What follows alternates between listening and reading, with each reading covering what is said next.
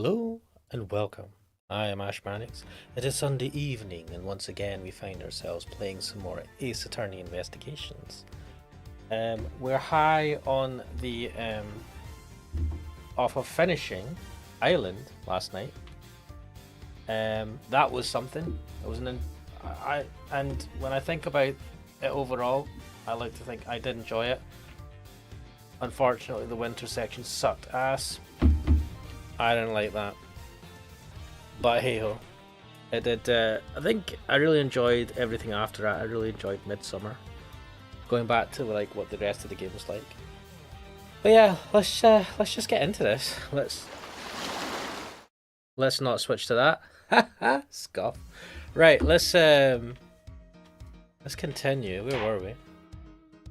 Continue. I think we had started a new case. And while we are at it, I'm going to break open a can. Some monster. Uh-oh. Just to know that Jobby is in the area, lying on my desk. So if there's any impromptu interference, it's because of Jobby.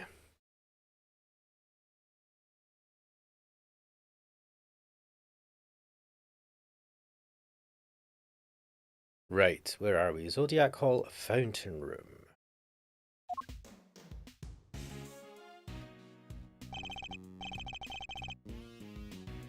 Well, Fender, are you finally going to tell me what we're doing here? Why have you brought me to an art gallery of all places? Hey, you had nothing going on. What? Seemed like the perfect chance to come and enjoy the magic of star sign stuff together. Star sign stuff? I'm leaving. Chill, big guy, I'm just joking. You know about the IS-7 incident, yeah? Your old man's last case. Of course. Von Karma took great pleasure in showing me the files as soon as I became a prosecutor. And I reviewed them again last night after your invite. See? I was also present at the trial all those years ago, although my memories of it are somewhat hazy.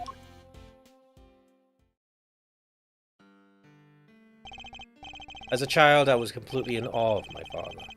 The sight of him in court was inspirational. Gregory Edgeworth, attorney at law, and opposite him, the man who would become my mentor, Manfred von Karma. It was quite a case. However, it ended with the conviction of the accused. Ah, so you were there too? You were in the courtroom for Gregory's final outing. Well, that'll make explaining things easier. I wanted you to know something, you see. That something being what really went down. Not the truth in those files, but the capital T truth. It was 18 years ago, smack dab in the middle of a real doozy of a winter. The buildings were covered with a blanket of snow. It looked like the streets were lined with popsicles. But things weren't so innocent behind those frozen doors. In fact, some pretty sordid stuff went down. Damn, this was back before yours truly was a fine figure of an attorney you see before you today. 18 years ago, bloody hell.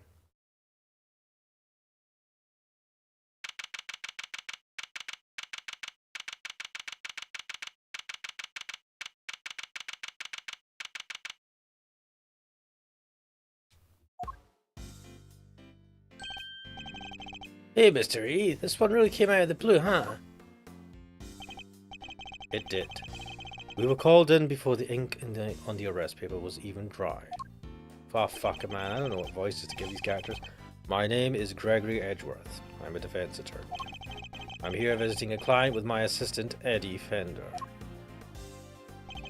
A murder on Christmas Eve? What's the world coming to?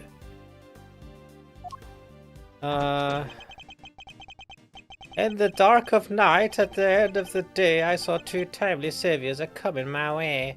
I don't know who this is going to be. What am I looking at? Welcome, my friends, to the visitor's room.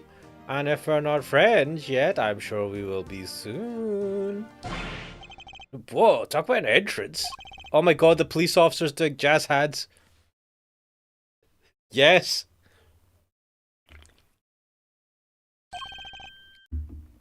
Neither was I. Sorry if I surprised you. I'm just so happy to see you both. Thanks so much for coming out. Seriously, I can't thank you enough. It's Christmas Day or something, right?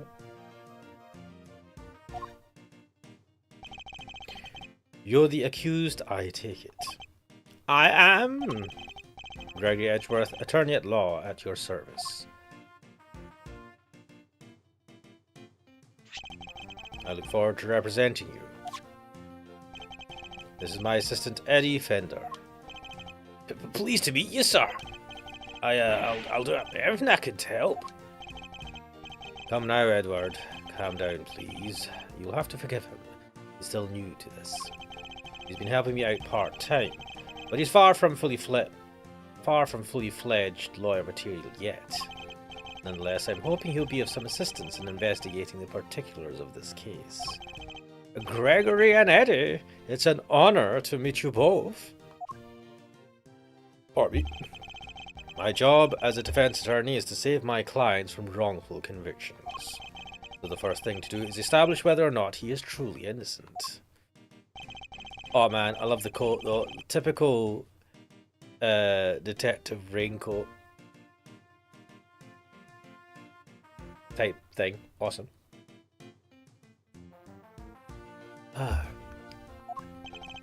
What am I thinking? I haven't told you my name. I'm Samson Tangarua.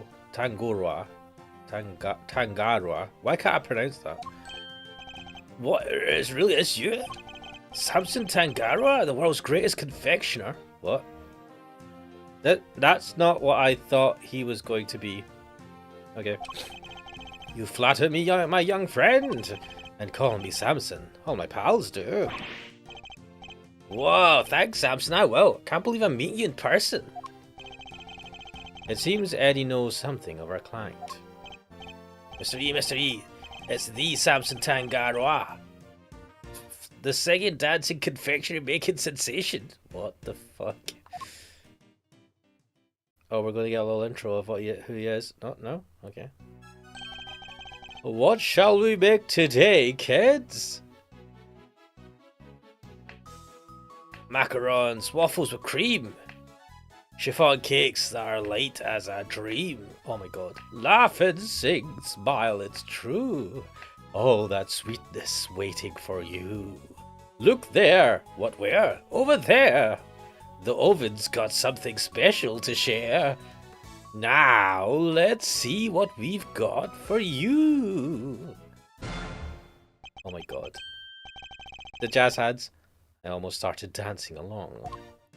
What the fuck? This is madness. No way! I got to sing with Samson Tangarua. This is a dream come true. Thanks, little pal. It means a lot to hear you say that. My apologies, but I think we need to discuss the matter at hand. Of course. I'm sure you're both very busy. Alright, where would you like me to start? Samson Tangarua. So you're not just a confectioner, but also a singer and a dancer. I sure am. When I'm having fun, my body just starts moving. Okay. You must really enjoy making desserts. Ahaha! Wouldn't be much of a confectioner if I didn't. I live to make sweets that will bring joy to others. Hey, they're not just things, they're works of art. Sparkly, dazzling, mouth-watering creations. The stuff that dreams are made of. So he aims to create joyous and inspirational pieces, does he? I understand that the incident in question happened at your mansion. It did? We were holding an international confectionery contest there when a body was found inside one of my creations. How big is your house that you can have like a full competition there? Inside one of you? No way! Also, that is a giant fucking confectionery thing. The detective in charge placed me under arrest because of it. And now here I am. But I could never take a life. Never! I'm sure the police will see the two in time. They'll realize their mistake. I sure hope so. And what can you tell us about the victim?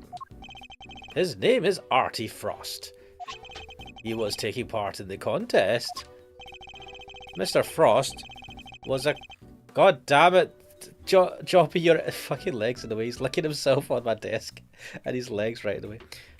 Mr. Frost was a what? Oh my god, Jobby, what you doing? Jobby, don't sit on the keyboard, whatever you do. What are you looking at? What is he looking at? Mr. Frost was a wonderful confectioner. His creations were things of real beauty. I just don't understand. Why did he have to die? I'm sorry. He seems genuinely upset over the victim's death. I think I have a pretty good measure of the man now. Mr. Tangarua, there's just one last thing I need to confirm with you. You didn't kill Mr. Frost, correct?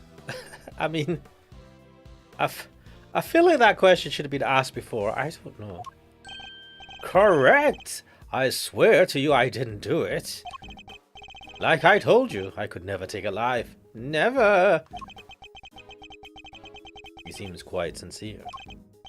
Alright, I'm going to take you at your word. Thank you for being so forthright with me.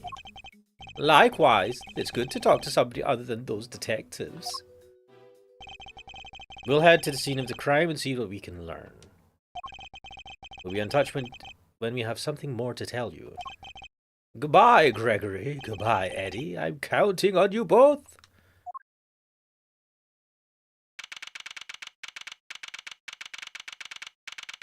Contest venue, fountain room. Oh, it's pretty cold out there, huh, Mr. E? Never saw so much snow. Yes, Corby. And it doesn't seem like it'll be letting up anytime soon. But just look at this place. What a sweet house Samson's got. It's huge. This is his house? Fuck it. Wait. Wait a minute. Who's this person?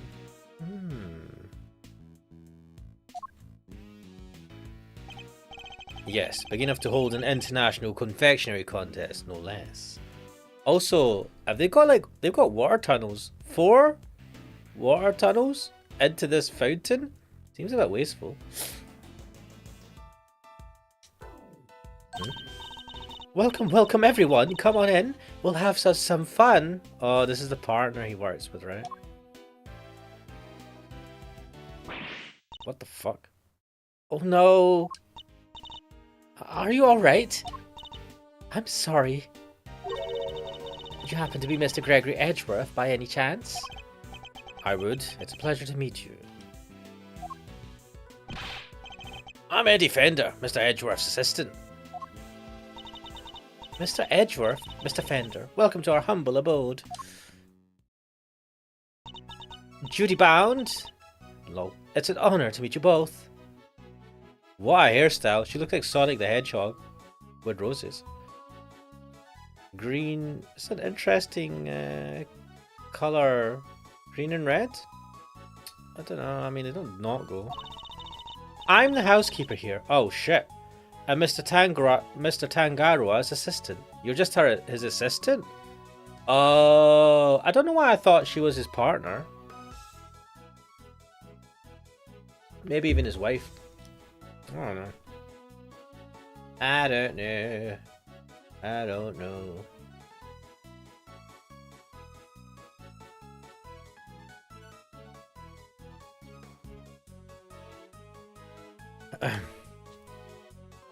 Wait. What the fuck? What the fuck? You're no housekeeper. You're Judy Bound, the Judy Bound. You know a little something of my work. A little? I watch you on TV every chance I get. I'm Bacon Bop's biggest fan. Bacon Bop's? It's very kind of you to say so. We'd be nothing without our fans. And what might Bacon Bop be? Oh my god. It's only the biggest show on TV. Every kid on the planet loves it. This is fucking insane. Oh my god. The dynamic duo of Samson and Judy make delicious sweet stuff, all while singing and dancing. This is fucking insane. Like this, check it out. What's he gonna show? What shall we make today, kids? Wait, who's talking? What the fuck? Cookie dough, caramel too, fluffy show cream, tiramisu. Everyone, come along. Baking treats with a smile and a song. There, ooh, where who? There, it's true. The oven's got something special for you. Bing! Just take a bite and you will see. That was a wonderful performance, Mr. Fender. Bravo! I dance along every time I watch the show. Oh my god. I'm fucking dying here, guys. Perhaps Miles might enjoy it too. I'll suggest it later. All this dancing really takes it out of a guy. Oh, I'm so sorry. I'm the world's worst hostess.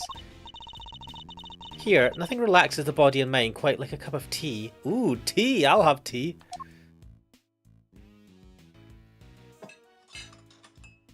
Clink, clink, cla, cla. Oh, wait, that didn't sound like tea. That sounded like fucking... You know, that was poured a little bit too hastily. Ah, this is Ceylon. Ceylon, correct? It's delicious. Is Ceylon still called Ceylon? What's it called now? I feel like Ceylon's called something else now. Let me check this up. I got Ceylon tea, because that's not Sri Lanka now. Is it still called Ceylon tea?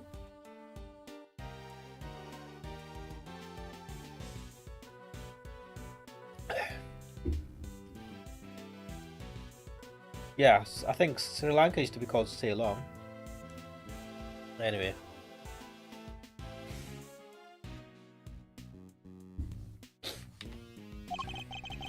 Its citrus aroma is said to improve one's ability to concentrate, as I recall. Interesting. So this is what Ceylon tea tastes like, huh? How odd. The saucer's cold. But yes, it's so that the tea cools down more quickly, I'm afraid. Some of our guests don't like it too hot. How do you cool down? What, do you put them in the fridge or something? What? I see. These teacups are very unique too. The design is really something. The design is terrible for drinking. I don't want to drink out of a star shape. You think so? Thank you so much. I ordered them all the way from France. They're my absolute favourite. They were designed by a marvellous sculptor named Paul Halik. Have you heard of him? He makes the most amazing tableware in the world. You're clearly a big fan of his work. Oh, I am. These teacups are my greatest treasure. Okay. She's certainly not afraid to show when she's passionate about something. Is she not concerned that her partner, her boss, or whatever, is in jail? If you don't mind, Miss Bound, I'd like to move on to the reason we're here. Can you tell us everything you know about the unfortunate incident that occurred earlier? Of course. I'm sorry for getting so distracted. I guess I'm still in shock. Press X to doubt. Because I'm the one who found the body, you see.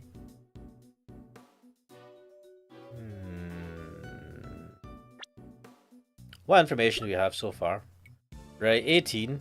Wait, so he's 34. Oh, wait, no.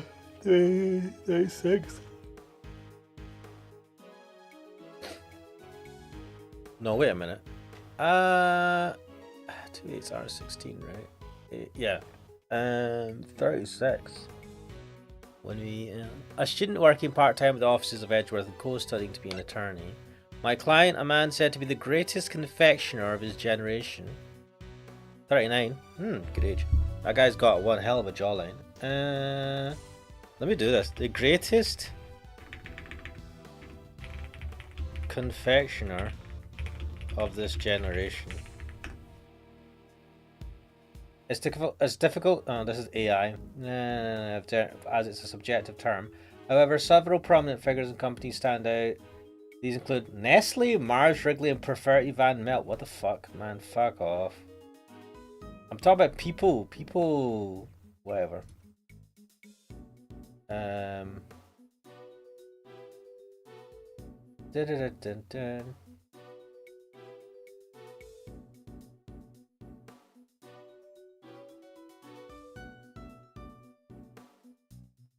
What the fuck?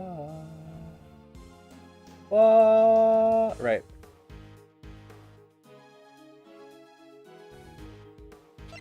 "38. The murder victim found dead inside Samson Tangaroa's chocolate work." Why does he look so miserable? Assistant to Sam. 16? Why? What the fuck? Why is she only 16?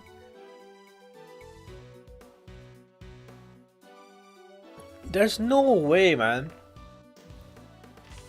At the age of 16, she's able to perform. What the fuck? What? Assistant to Samson Tangaroa, she's fond of the work of sculptor Paul Halik. What is going on here? Why is she so young? Have they, our guy is older than her. This what? She's supposed to be 16. God, man, it's fucking hard to tell ages in these things, right? You discovered the victim. Is it true that the body was recovered from inside one of Mr. Tangaroa's creations? It is. We were in the middle of the contest's final judgment phase when I heard the sound of something big collapsing coming from in Samson's room.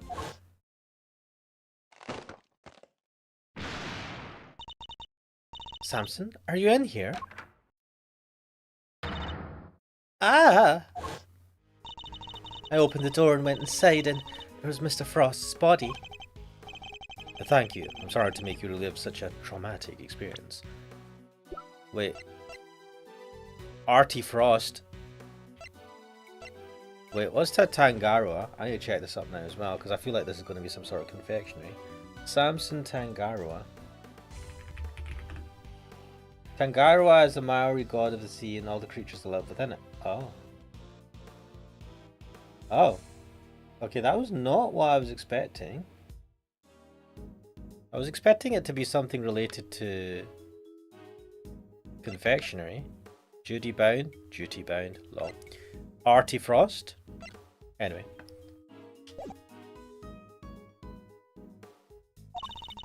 Think nothing of it, please. I only wish I had more to tell. Now, if you don't mind, Miss Bound, I'd like to begin our investigation of the crime scene. Oh, Mr. Edgeworth, Mr. Fender, you have to save Samson. He's no murderer. He could never do something like that. How have you got a full-time job at the age of 16? How long have you been doing this job for? Because, like, this Fender seems to be aware of your work. There's no way that you could have gotten onto TV and be doing all that stuff when you turned 16. Were you, like, 14 when you started, or 12 or something? I have so many questions. Why is she 16? She should be 20-something at least. I don't know why this annoys me. Maybe it's because I'm jealous, because at that age I was a complete I don't know, lazy shit and hadn't achieved anything in life. Wait, I feel like that hasn't changed. Oh, right. Of course. Leave it to us, Miss Bound. Thank you so much. He's calling her Miss Bound, and she's 2 years younger than... I don't know, it's a bit weird. It's a bit weird. But I suppose you would call... You call anyone a miss, right? Or a mister or whatever. Doesn't matter about the age. Anyway. I'll go serve the others their tea then. There's other people here? Wait, why are the police not here? Come, Eddie, to the scene of the crime.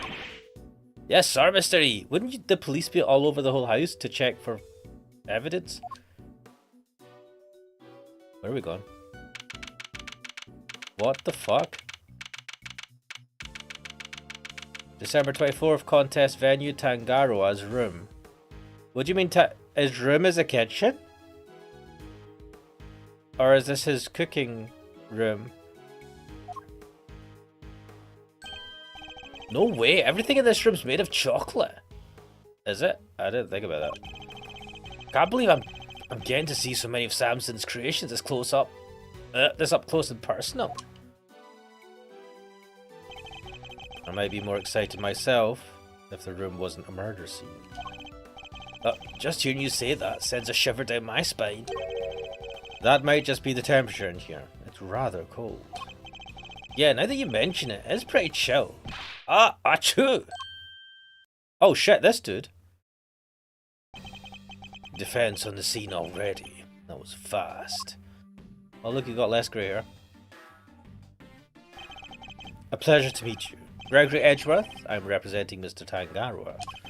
This is my assistant, Eddie Fender. Nice to meet you. Bad. Detective Tyrell Bad. I'm a bad detective, baby. The detective in charge is named Bad. I'm at a few words. Why are you eating that? Something about this just doesn't taste right. What the fuck is going on here? You're eating your note paper. He likes to chew over his thoughts rather literally, I'm afraid. It helps him to digest and remember them. What? It's a little quirk of his. Please try to ignore it. Wait, he doesn't do that as an adult, does he? Although I'd be the first to admit that's easier said than done. Well, I say adult, he is technically an adult at the age of 18.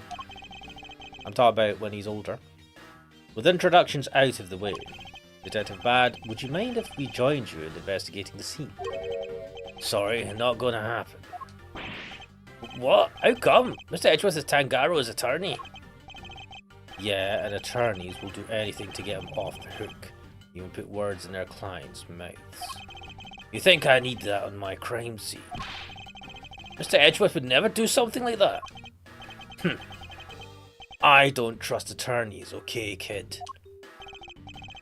Detective, you established my client's supposed guilt based on an investigation of the crime scene, correct? That's usually how it works, yeah. What of it? Then extend me the same courtesy. I believe he is innocent and I would like the chance to prove it. You believe he's innocent and you didn't even see the scene yet? Not some flimsy lawyering. That's exactly why I wish to see the scene for myself. I need to ensure that my belief is based on solid evidence and sound reasoning. You about to tell me you're not leaving until I let you look over the scene? I am. Fine. Knock yourselves out. Thank you, Detective. But I'm coming around with you. Like I said, I don't trust attorneys. If you're good with that, go ahead and get to it. That was a lollipop this whole time? I must admit, I didn't see that coming either. Gotta, you know, keep healthy. We'd better get started then. I'll need you to take notes, Eddie. On it, Mr. E! Let's get this over with. Begin investigation. Let's do this. Right. So this is where the body was discovered. Yeah, they took it away already. But everything else is just how we found it. It's really rather impressive, making an entire ship out of chocolate. That's Samson Tangaroa for you. Don't you just want to take a bite out of it? Which part to bite first, though? That's a real head scratcher, you know.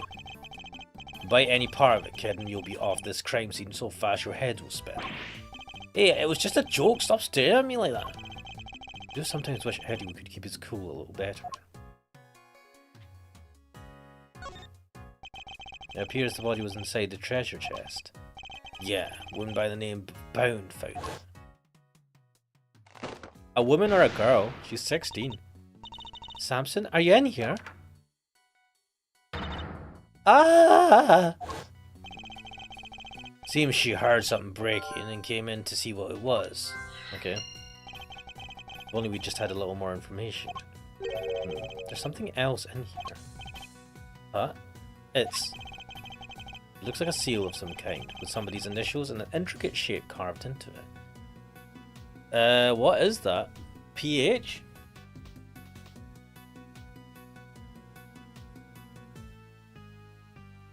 No. There's definitely an H there. I mean, I would have thought it was Artie Frost, but...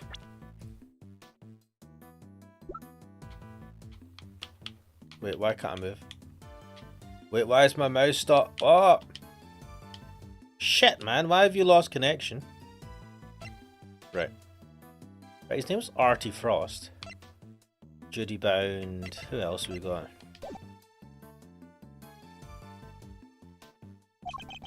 Is it for making those fancy wax things on documents? Do you think it belonged to the victim? No idea, but it's got to get logged anyway, so I'll take that. A seal that was found near the body when it was discovered. What could the design signify? Let me check that. Alright. What does the H stand for? Why does this thing keep losing connection with... What the fuck? Right.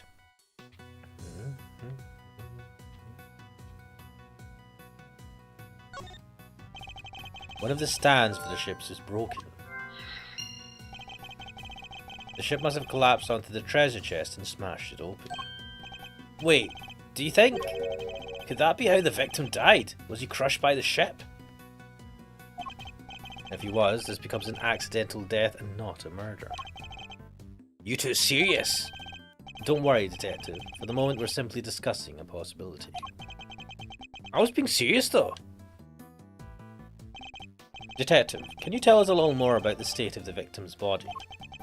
Let me see. Got a picture here someplace. You can see for yourselves. Pardon me. There's a hit in the head, it looks like. Death from blunt force trauma. Well, what about the weapon? Has it been found yet? You can ask the prosecutor in charge about that. The detective's not one for sharing much, I see. Would you mind if we borrowed this? No skin off my nose. It's not like it's official. Bound took it with an instant camera when she found the body. An instant camera? Like it's disposable or something? No, it means that it develops pictures right there and then when you take them. No way, sounds pretty convenient. Mate, what the fuck? Now then, I'd better get my facts straight and take down some notes on my own. There's something in this picture that contradicts with the current crime scene. I'll need to call on my powers of deduction to figure out why. Crime scene notes added. Notes about the crime scene. The police have taken custody of the body.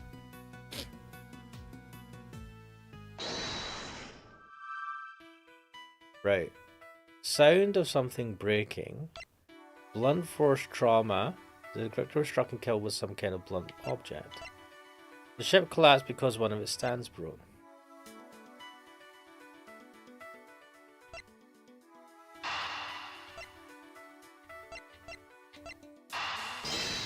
Could that be the sound?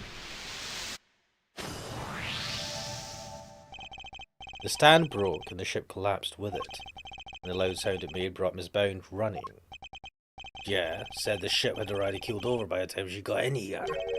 But why did the stand collapse? What caused it to break? Maybe the whole thing was off balance from the get-go. Could that really have been the case?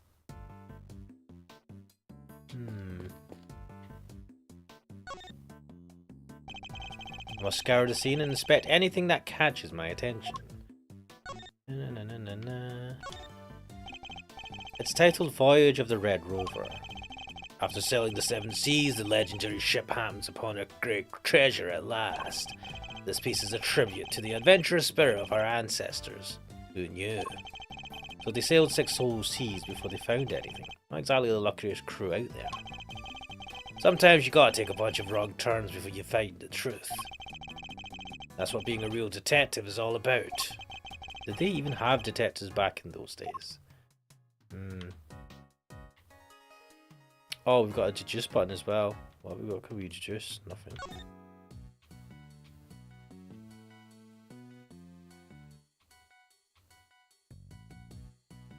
What is so we have... What do you have in evidence? This and this. Let's have a look at this closely. The victim's body was found in Samson Tangaroa's room inside a chocolate treasure chest. The cause of death appears to have been blood loss following blunt force trauma. But there's blood there. Why is there no blood now? Could this be related to evidence somehow? Yeah, why is there no blood? You said the only thing that has been removed from the scene is the body. Yeah, and that piece of cloth it was wrapped in. And something here doesn't quite add up. It doesn't. Take another look at the scene in front of us, detective. A very conspicuous pool of blood that should be here is clearly missing. You're right. Don't remember anybody mentioning they'd removed the blood along with the body. Let me check with forensics. What is it, Mr. E? What did you figure out? Compare the treasure chest in the photograph to the real thing. In the picture, the solid chocolate bottom continues underneath the deceased's head. And yet, that part of the chest is now gone. The part with blood all over it. Wait, the part with blood all over it? Exactly. So did the police remove it? Or perhaps the killer? It wasn't forensics. They're saying nobody took anything like that away. Interesting. So nobody deliberately removed the blood from the scene. Could be. Crime scene notes updated. Interesting.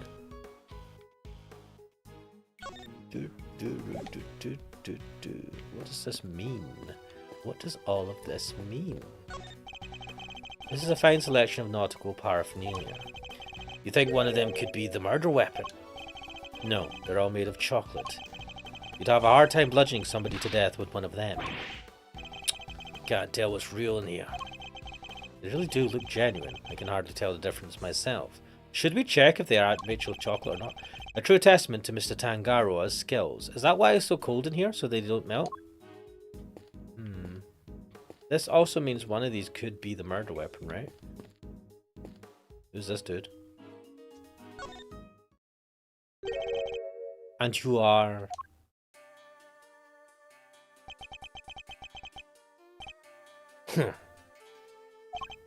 Sorry, meditating. Did you want something, detective? Is he gonna be French? I don't know what. Why has he got a fucking... Wait, did someone slash his face? Oh, I'm an attorney, not a detective. Gregory Edgeworth, a pleasure to meet you. And I'm his assistant, Eddie Fender. I see. Name's Carmelo Gusto. Carmelo Gusto. Is that French? What is that? I don't know. I am a confectioner here for the contest. You are? What's your specialty, Mr. Gusto? What the fuck? Call me Snake. Chocolate Snake. Oh my god, that's the title of this thing.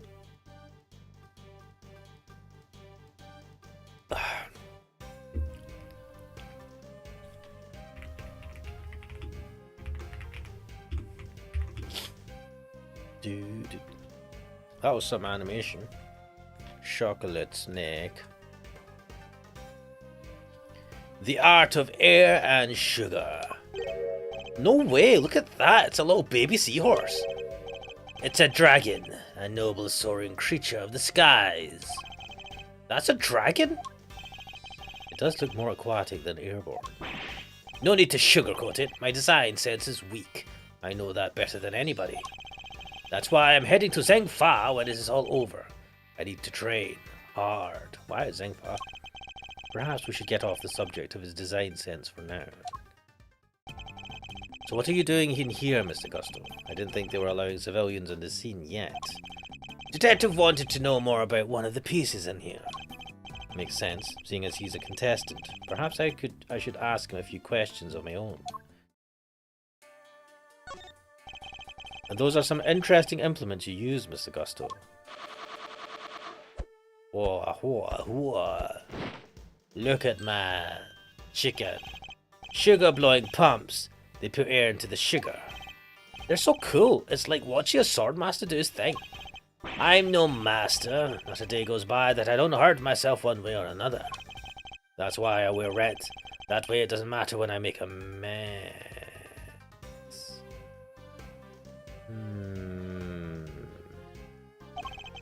The way of the confectioner is a lonely one. You never stop learning, not until you die. The way of the confectioner sounds like a long one, too, if he's still injuring himself on a daily basis. Who is this dude? 42. 36. A handicraft confectioner who's taking part in the contest.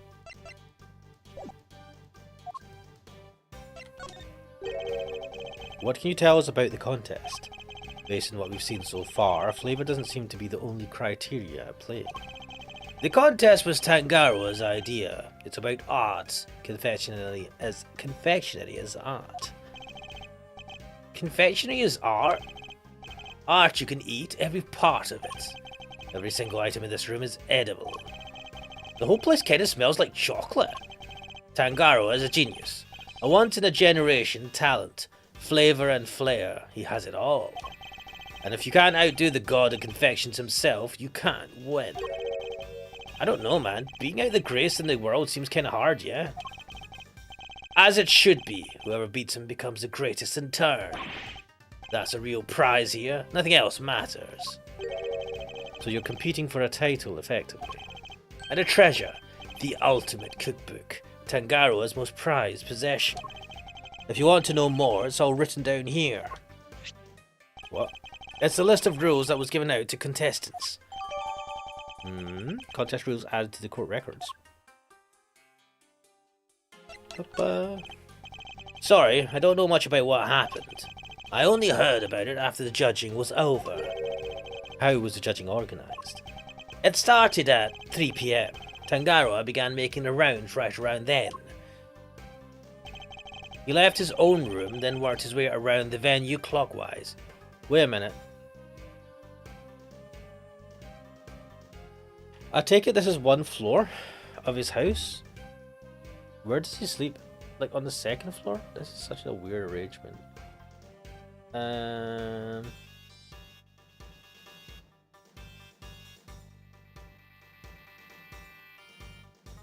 Ba-da-da-da.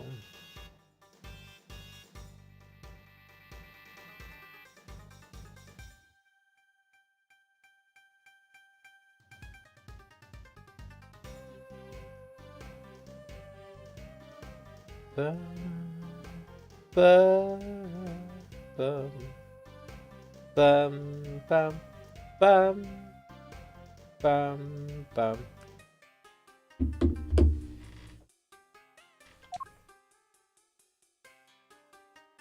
Gusto's room. My creations were the first to be judged. Scone. After that, he went to Scone's room. She's another one of the contestants.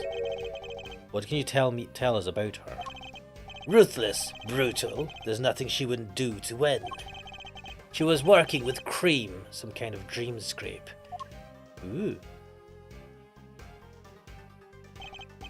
Then, last of all, Frost's room. This thing was flavoured ice. Sculptures this time, or so I heard. Brown found the body, while Tangaroa was still making rounds. She panicked, ran to call the cops. Tangaroa went right on judging, claims he didn't know a thing about it until afterward. Went ahead and looked over the victim's work, even though the guy was nowhere to be seen.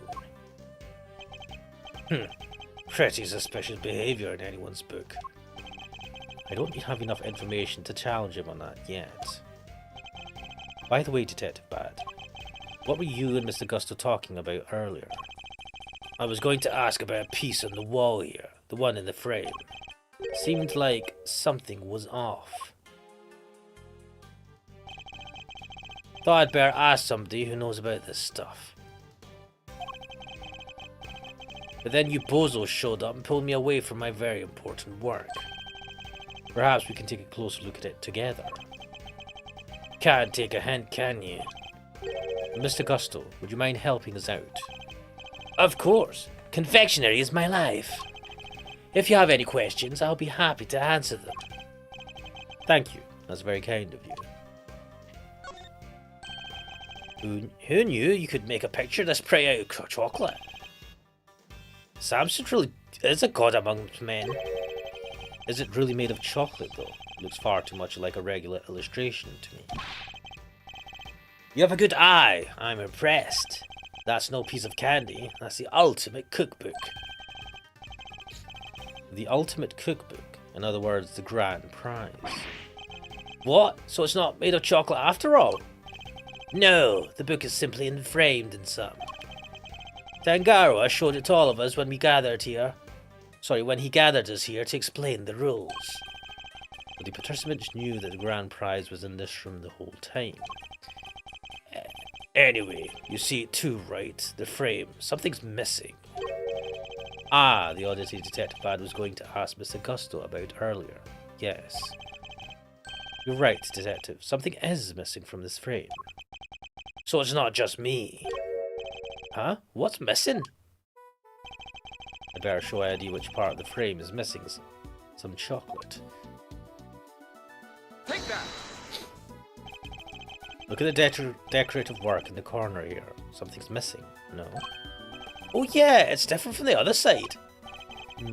That's not like Tangaroa. The balance is all wrong. But that's not at all. Oh. Take a look around. Every confection in this room is missing some small bit. You're right, the candle holder, the nautical stuff, they're all like that. Did somebody deliberately damage them? Tangaroa's creations have been tampered with in several places. That's a very good question. Or did Tangaroa just want it to look like somebody messed with his work? He never did that to his own creations, never. Could this have some deeper meaning for the case? I must scour the scene and inspect anything that catches my attention. Are these finger marks? Yeah, but we don't know whose yet. Still haven't figured it out. No fingerprints, no ID. Finger marks without prints. They could certainly be important to the case. Wait, finger marks added to the court record.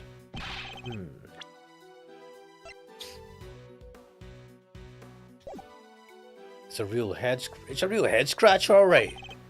Not really. I'm guessing whoever it was wore gloves. Oh, there's your sense of romance, of adventure. There doesn't tend to be much of either at a crime scene, Eddie. Achoo! Are you alright, Eddie? Damn. Yeah, but it sure is chilly in here. Yes, it wasn't exactly warm out in the fountain room either. But it's even colder in here. Would you like to borrow my jacket? No, I'm fine. And besides, you said you'd give it to me when I finally got my attorney's badge. Why would you take his jacket? Wouldn't you want a jacket, the same type of jacket? Is that the jacket that he wears all the time now I think about it?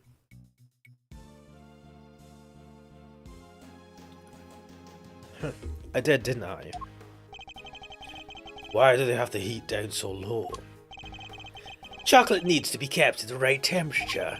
Take a look behind that panel on the wall. What panel? Look at that! It was here this whole time! There's one in each of the contest room. There's one in each of the contest rooms. Tangaroa hid them so they wouldn't spoil the aesthetic of our works. And what do the controls do? They adjust the temperature and the lighting. Goes all the way down to minus 22 degrees Fahrenheit. Cold enough to keep any confectionery from melting.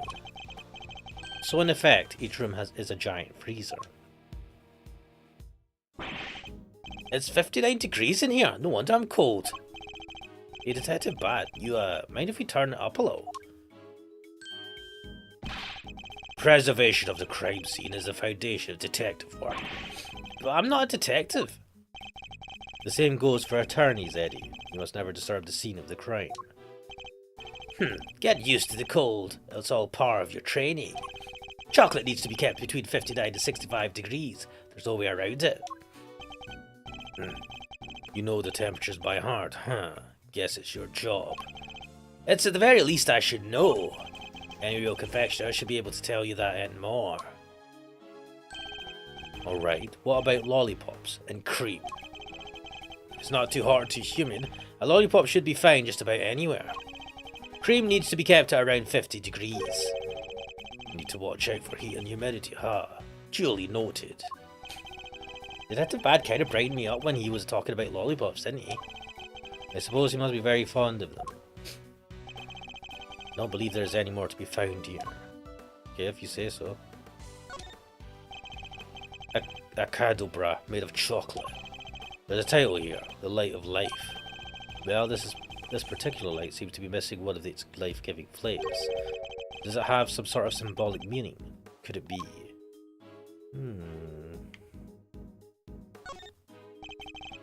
It's a journal belonging to the captain of the chocolate ship, also made of chocolate. A diary of despair, that's some title. Come, hearken, see how we crossed the sea and rode the red tide to misery. Quite a jaunty rhyme for such a tragic sounding tale.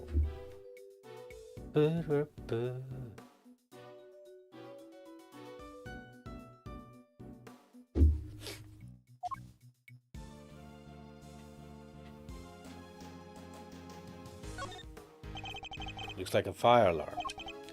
Yeah, before you start prodding it, it's not made of chocolate. Push it and bells will start ringing, people will come running from the security room. A whole bunch of hassle, so don't. I know you want to, but don't. Honestly, the thought hadn't even crossed my mind. Typical attorney.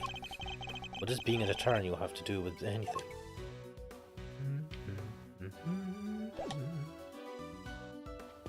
What else do we have?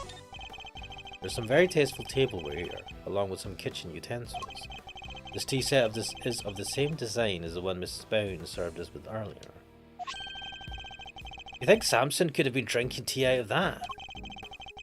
The pot and cup were dusted for prints. His were the only ones they found. And was that the case for the utensils too? Everything else had been washed, so there weren't any prints to find. And if Mr. Tangaro was wearing gloves while he was working on his confectionaries, that could explain why prints were only found in the teapot and cup. A polyhalic piece with Tangaroa's fingerprints on it.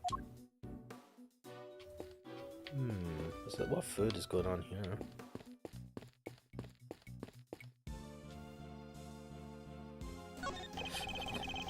Pardon me? The Red Rover and the Crimson Tide. Looks like this title is the inspiration for everything on display here in this room. The ship and the treasure chest, of course, but also all the other nautical objects on display. It's certainly a suitably grand theme with which to showcase Mr. Tangaroa's talents. Why am I stuck?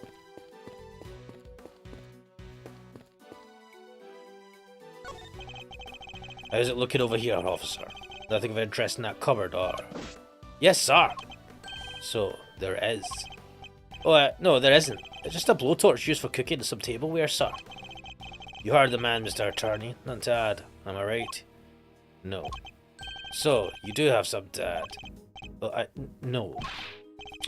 Can't get a straight answer out of anybody. Perhaps you should ask a straight question.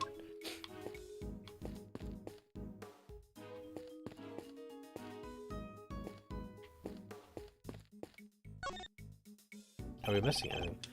Right, well, he said I don't believe there's anything to be found here. Maybe it's a logic thing we need to do. The victim was struck and killed with some kind of blunt object. Tangaro's creations have been tampered with in several places. Why did the... No. Maybe it broke because someone hit him with a blunt object? No. I suppose that was a bit forced. Shit.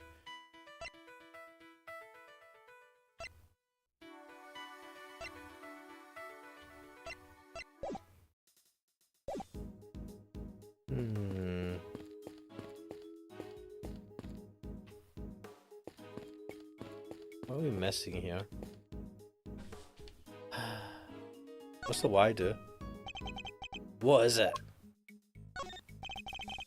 You're doing this all wrong. An investigation like a popsicle. You walk around the scene, look at stuff, talk to witnesses. Everything you do is like a lick of that popsicle. Slowly eat away at it. Until all that's left is a stick. And written on that stick is the truth. Then I better hope it doesn't say guilty. talk to this dude. Wait, I feel like... Am I missing anything here?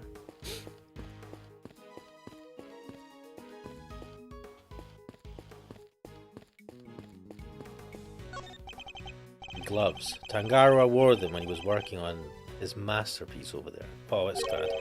They're conveniently good at hiding fingerprints too. I suppose it's possible to employ them in such a manner. But is it really all that suspicious to find a pair of gloves in a kitchen like this? I'm a detective. Everything's suspicious. That's the job.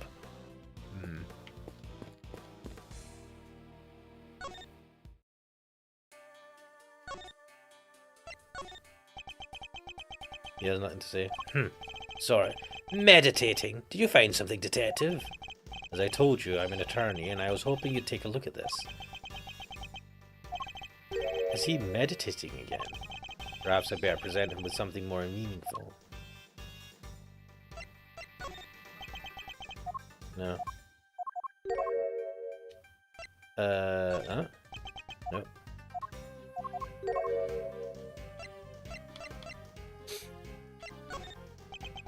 Nope.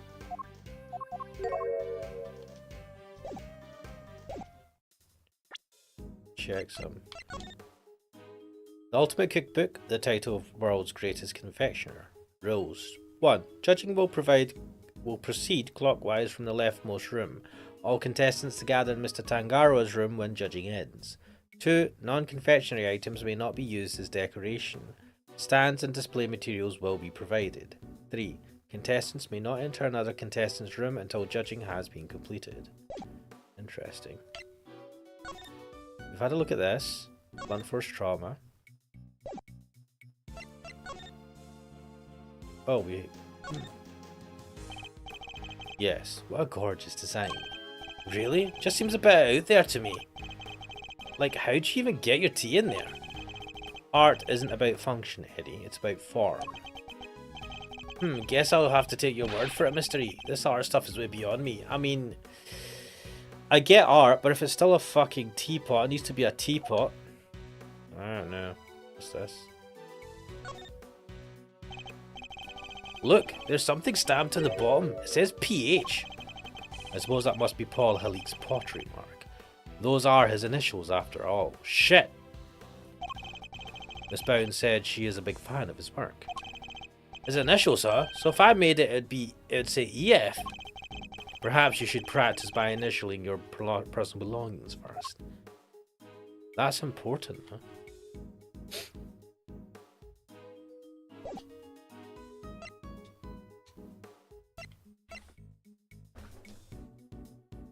Why? Who's Paul Halik then? Ooh, what does this mean, guys? What does this mean?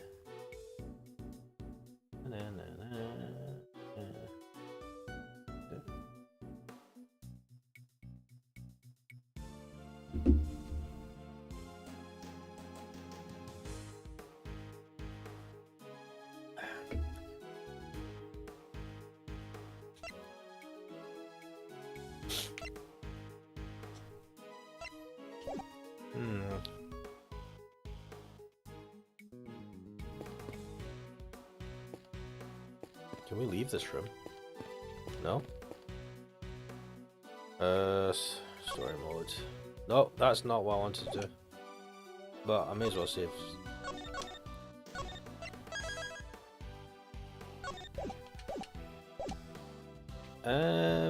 What do I... Blunt frost trauma, why did it break? Damaged creations.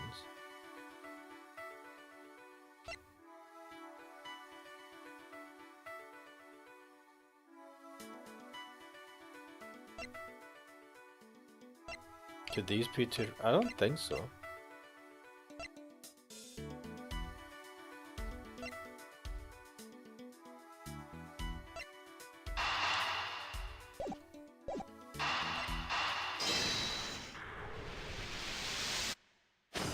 Oh, what? All of Mr. Tangaroa's creations are missing a little piece each, including one of the stands that was holding up the ship. Somebody really went all out. Do you think it could have been the killer? It's certainly a possibility. Either way, I think we can safely say the stand was damaged in our mystery person's tampering spree. And when it broke, the ship fell and smashed open the treasure chest, which would have remained closed otherwise.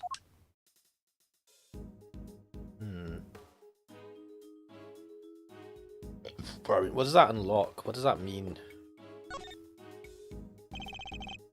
Right, you've said I don't believe there's anything more to find here. The picture is not made of chocolate. It's a cover of a book. The ultimate cookbook. The cookbook, in other words, a grand prize. Yes, and framed in chocolate. Tangaroa showed it to all of us when he gathered us here to explain the rules. The participants knew that the grand prize was in the room the whole time. Okay, so we've had that. This must be the title of this piece. Angel beset by thorns. That's pretty mysterious. Really gets you thinking, huh? I think I'm a fan. You have good taste. I'm especially fond of it myself. Simply captivating. Mr. Edgeworth, Mr. Custle praised me. Now, Eddie, don't make this into a thorny issue by bragging about it. You have bad taste. Was that a bad dad joke, Mr. Edgeworth? I'd better make note of this momentous occasion. Where did I make a joke, dad or otherwise?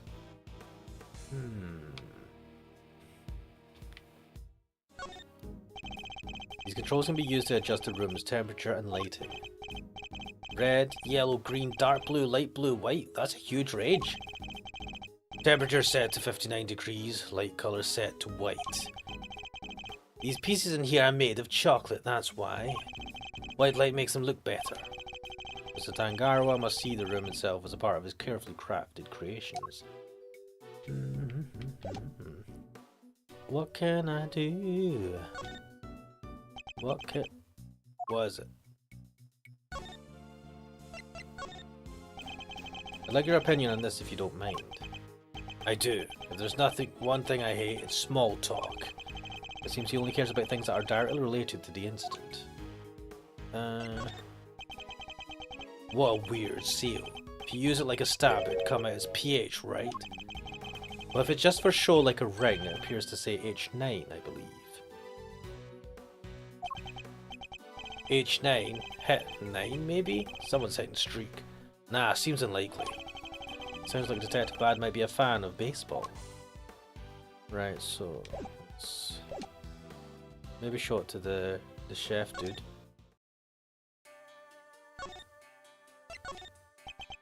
Oh shit. Well now, what about this? Oh my god, no?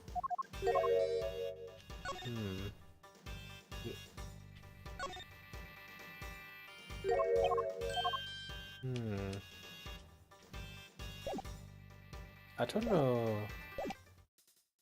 What else can we... A real crime scene? This is so exciting. This isn't a game, Eddie. I need you to take it seriously. Don't worry, Mr. A. I'm taking notes on everything. You are? What kind of notes? Notes about how all this delicious stuff is made. Can't wait to try it out for myself. I'm not playing around, Edward. Take this seriously. Damn. Yes, Mr. Edgeworth.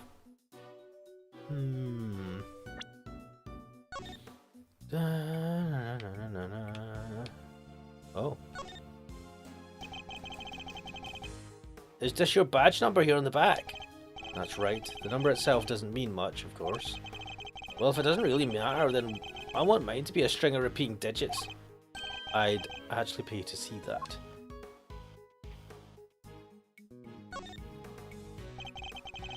Your badge is in the shape of a sunflower, right, Mr. E? Does that have some kind of special meaning, or? It does. Sunflowers follow the sun, correct? In other words, they always face the light. Just as we attorneys do. We'd always aim to be on the side of liberty and justice. Wow, then I'm going to work hard and be just like a sunflower when I'm an attorney. I have no doubt that you will. Anyway, that was not what I wanted to do. We don't have anything left.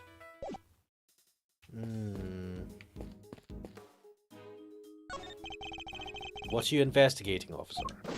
So, I was just taking the temperature of the water here.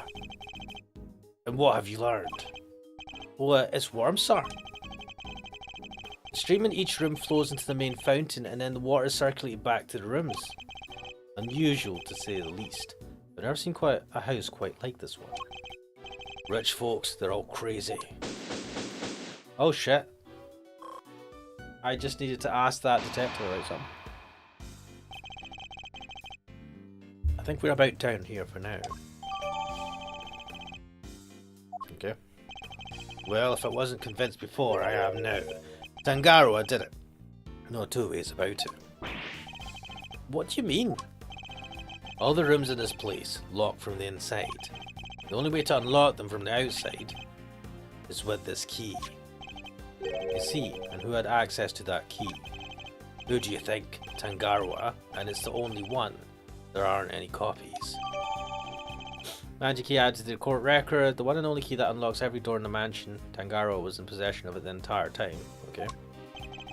With the mansion key, Tangaroa could slip into anybody else's room anytime he liked. And he could even lock his own room from the outside if he wanted. But Mr. Tangaroa's room wasn't locked, was it? No, which is exactly what makes him a suspect. Would you care to explain your thinking?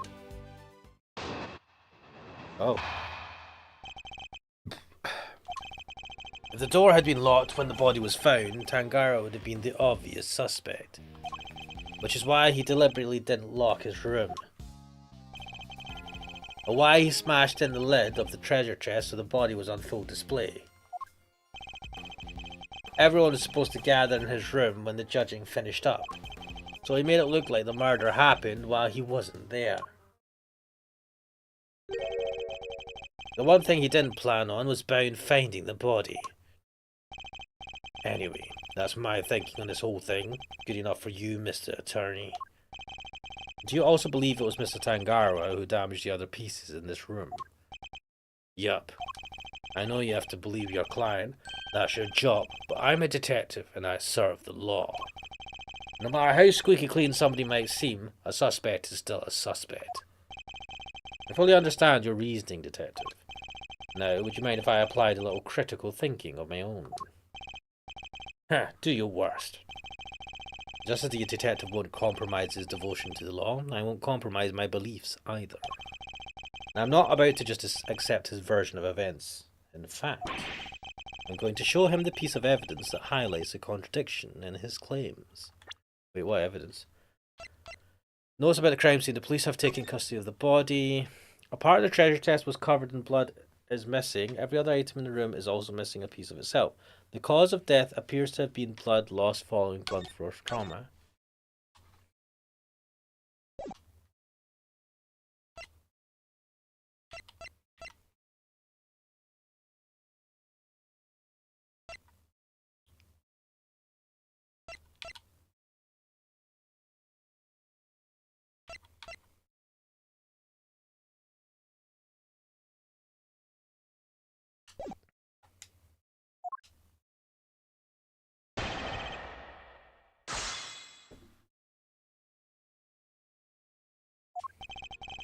If the door had been locked when the body was found, Tangaroa would have been the obvious suspect.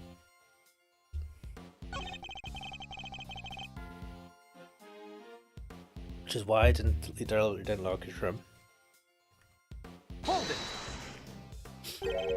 And why would he deliberately not lock his door? Because if he'd locked it, he might as well have held up a sign saying he did it since he had the only key. But maybe it was just a coincidence. Maybe he just left it unlocked without meaning to. He just happened to leave it unlocked and somebody just happened to find a body inside. Come on, kid. You'll never make a detective think like that. But I don't want to be a detective. I want to be an attorney. I'd be grateful if you'd stop trying to steal my apprentice. Look, there's a reason why Tangaroa left his door unlocked. And why he smashed in the lid of the treasure chest, so the body was on full display. Hold it! You're saying Mr. Tangaroa himself deliberately smashed the treasure chest open? Yep, if he hadn't, the body would have never been found. I struggle to see how he managed to destroy his creation while judging the contest at the same time. Exactly, and besides, there's no way he would have disrespected his sweets. He eats every last crumb on bacon bop while dancing. That's the only way his stuff gets destroyed. This isn't about what happened on TV, kid. You know about Bacon Bop, Detective? Am I the only one who isn't familiar with this show? Wow, I never would have guessed. Can you sing the theme song to it? Never mind that now. Focus. The point is, Tangaroa was responsible for breaking that lid. Everyone was supposed to gather in his room when the judging finished up. So it made it look like the murder happened while he wasn't there. Hold it! Do you have a clear idea of when exactly the murder took place? Not yet. Autopsy report is still pending. And yet you still went ahead and arrested Mr. Tangaroa. We may not know when the murder happened, but we know when the body was discovered. It was while Tangaroa was judging Gusto's room. The perfect alibi if you could set it up just right. But still not grounds for an arrest. Surely you have to agree with that. Do I? Especially when I've got nothing more to say to you. Why do I get the feeling he's hiding something? Detective Bad seems pretty convinced that Mr. Tangaroa is the culprit. But there's no way he could have vandalized his own creations. No way. Still, the treasure chest did get smashed in. No denying that. Perhaps we should focus more on what led to the body's discovery. Doing so should make it easier to spot the flaw in Detective Bad's theory. If the door had been locked when the body was found, Tangaroa would have been the obvious suspect. Which is why he deliberately didn't lock his room. Why he smashed and lit the treasure chest so the body was on full display.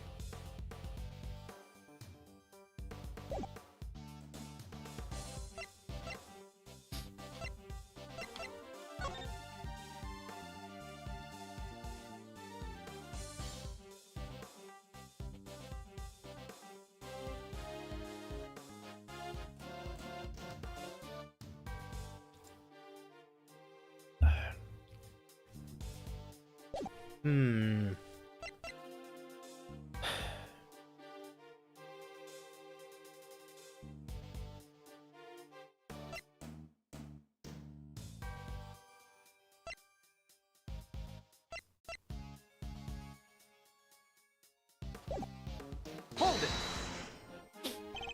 You're saying Mr. Tangaroa himself deliberately smashed the treasure open? Not very push for this.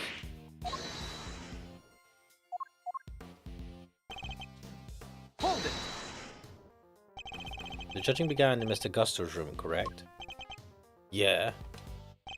Kinda wanted to check his hard candy stuff out myself. In that case, how about a demonstration?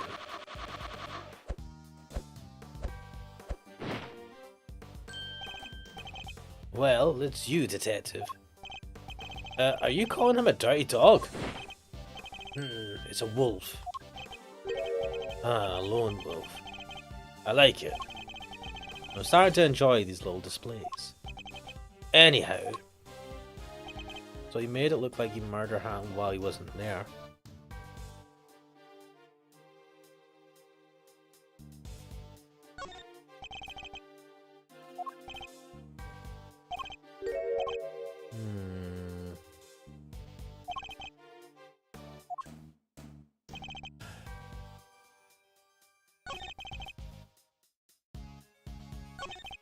Hold it! That's hardly solid ground on which to base your assumption, your suspicion of Mr. Tangaroa, Detective. And that's hardly solid ground to start sharing objections left and right on Mr. Attorney, but maybe quit interrupting and let me finish. Well done. Why? And why would he deliberately not lock his room? Just happened to leave it unlocked, so we just happened to find a body. Come on, game. Yeah, I've read this. I don't know what the evidence is. That's why he smashed the threat so the body was on full display. Fuck knows. Objection! We've established that the body was hidden inside the chest, and that Miss Bound only came running into this room when she heard a sound. It seems reasonable to infer that the sound was that of the chocolate boat collapsing. Sure, seems likely, based on the evidence. And yet you assert that it was Mr. Tangaroa who had smashed the lid of the chest. I believe this photo makes it clear that it was the ship that did the smashing. Oh. Is that what we're going to pick on? And if that had occurred only moments before Miss Bound had entered the room, then it couldn't have been broken by Mr. Tangaroa, who was out judging the contest at that time. I never said he did it then and there. Hello, Jobby. He could have done something to the stand, so it collapsed when he was in the middle of judging. Objection! Have you any way of proving that assertion?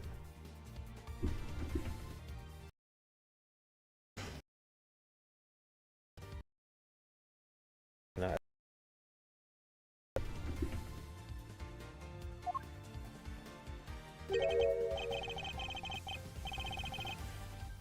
Oh, what's happening here? I've lost internet connection for some reason. Oh, that was scary. What was that all about? Let's see.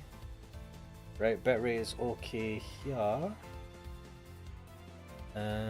Just make sure everything is good. It's a bit of a delay here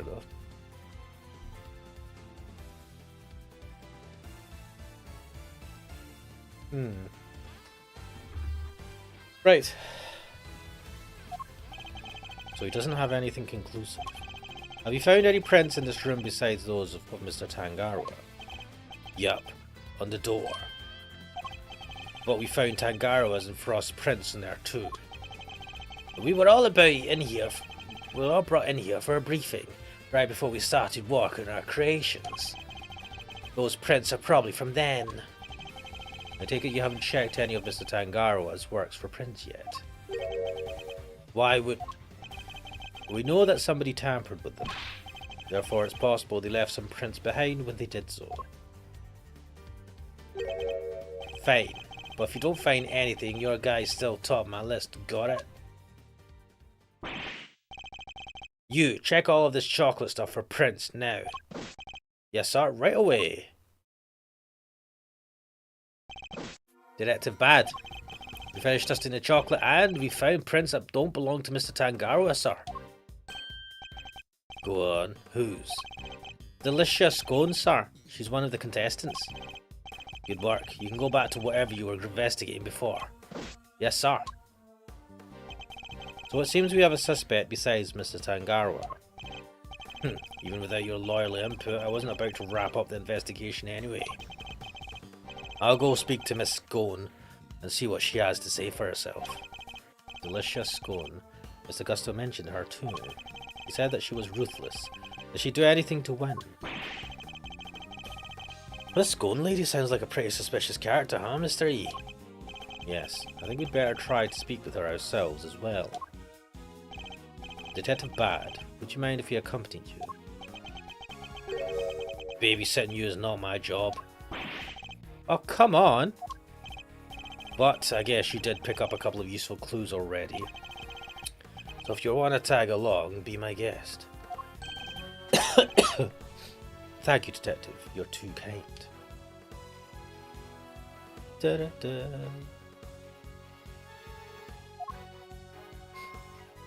What's up, Jobby? Oh, why are you meowing? Why are you crying? What's up?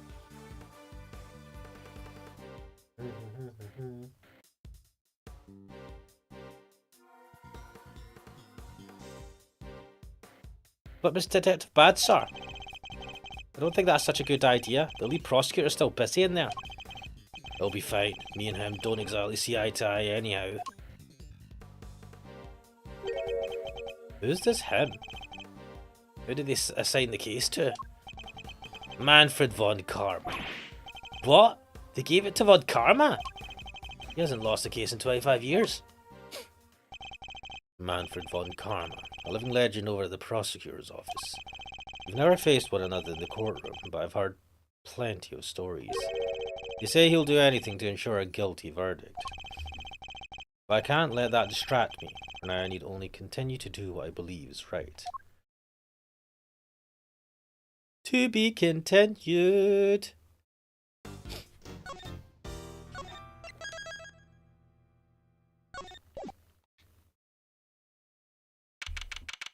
Ooh! Whoa.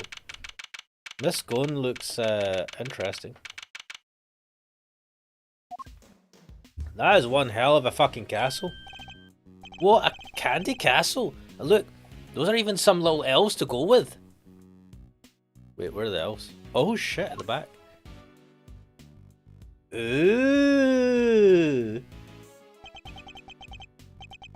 Wait, I've just realised something. If the water goes through to the fountain and it goes back to the other rooms, could you not swim to another room to get into it?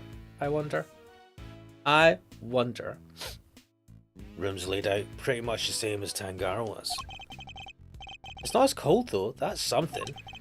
Let's see. Yeah, it looks like there's a temperature control panel in here too. Over there where that orange light is, right? We better take a closer look at it when we can. It's like a fairy tale storybook in here. And this whipped cream covered construction must be the work of Miss Delicia Scone. Where is Miss Scone? Me? Why, I'm just over here, dearie. Damn. What is up with her? Oh, just look at you lovely boys. Delicious Scone at your service. What is this accent I've given her? Wait, is she British? Some cheeky blighters back in Blighty even call me Miss Delicious, tee-hee. Fuck. Called a lovely boy at 34 and expected to say, you're 34? Fucking hell, mate. You aged badly. Lovely boys? Really? Even Mr. E? Oh yes, dear. You, the detective over there, you're all lovely boys to me. I'm nobody's lovely boy, lady. Name's bad. I wonder just how old she is. Finish this up so we can get out of here, Mr. Attorney. Yes, alright. Oh shit! Damn, man, that objection! Fucking hell. What is the meaning of this? Chit-chatting with the defense? Mr. Edgeworth, some scary guy just stepped out of the castle. Wait, you can go inside the castle? Fuck. Von Karma. What? He's Manfred Von Karma? Sorry, mannequins. The notorious prosecutor Von Karma himself. It's a pleasure to meet you, Mr. Von Karma. Gregory Edgeworth, attorney at law. I couldn't care less what your name is. Your job is to lose to me and disappear, never to show your sniveling face again.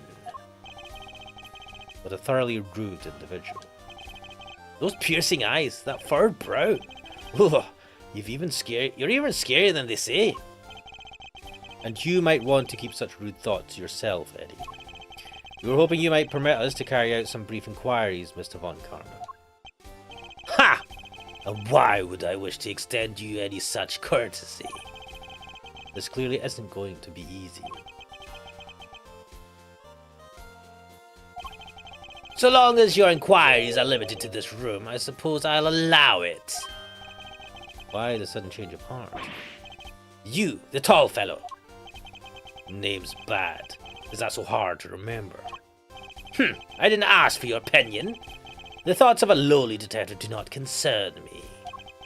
But I do admire your spirit. Bad. See to it that these worms don't step out of line. Why do I have to? I'm not offering you a choice, detective. I need to go and look over Gusto's room. Good day.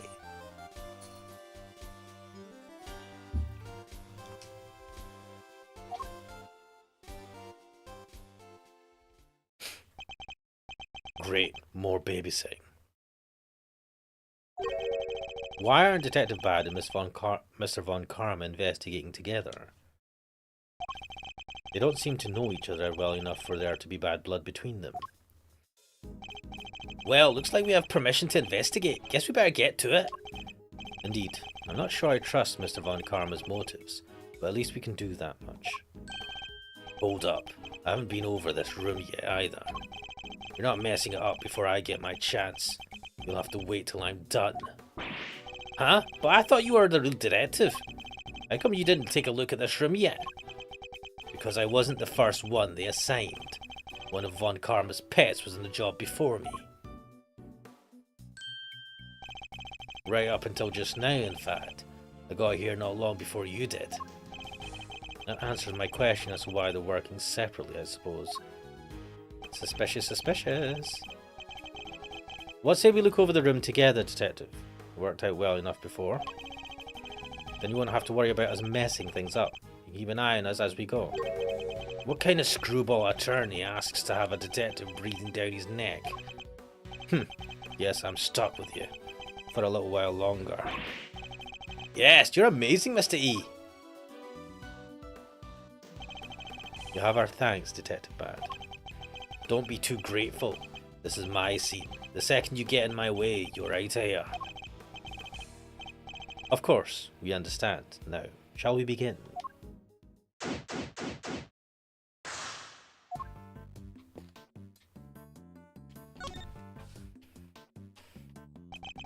It's an incredible piece of work. Hard to believe this whole castle is made out of sugar and cream. I know, right? It's like we're inside a magical medieval story or something. I didn't know you were so into such fantastical things. Sorry, Mr. Edgeworth. Didn't mean to get you so carried away there. Oh, no need to apologise. Admire your enthusiasm.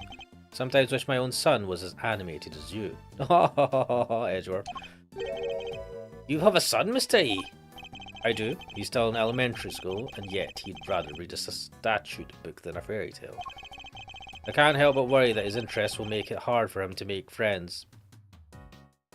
No comment. Don't say that. He sounds super interesting. He'll make a ton of friends, me included, I'm sure. Huh. I'd like to think you'd be more of a big brother to him than a friend, Eddie. A big brother, huh? Guess I have some growing up to do. Better take this more seriously. Indeed.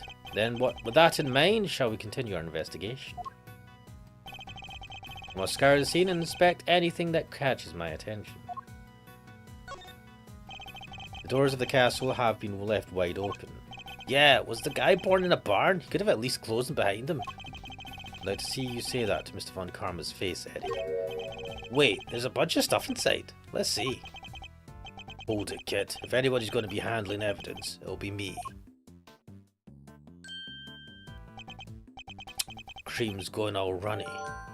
The whipped cream is melting and will lose its shape at the slightest touch. Oh shit. It's all over the detective's shoes.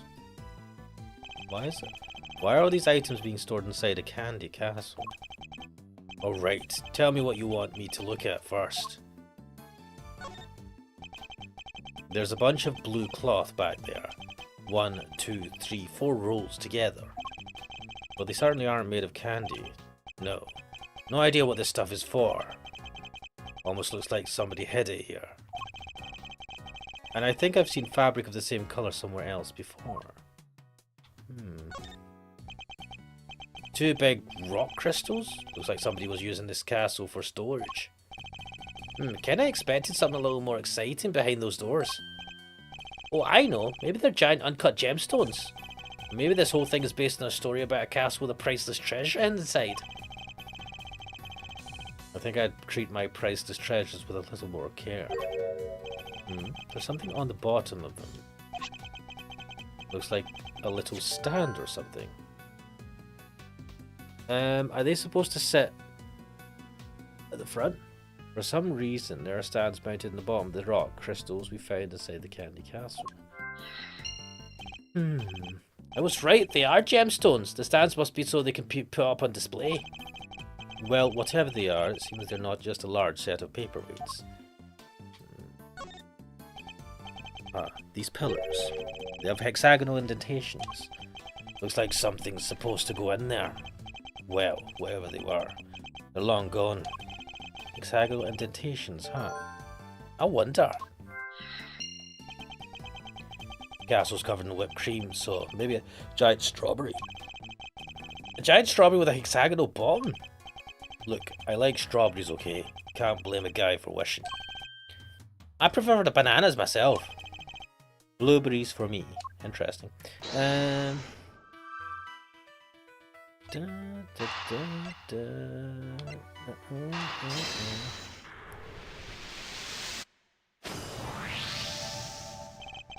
The rock crystal stand in the pillars in front of the castle features the same hexagonal shape.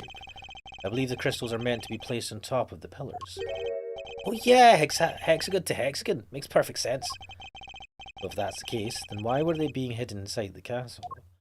The rolls of blue cloth and the rock crystals inside the castle. I imagine both must belong to Miss Scone. Miss Scone. What were you using the items inside the castle for? Those? Sorry, Lambskin, but I'm not allowed to say. Let me guess. Von Karma.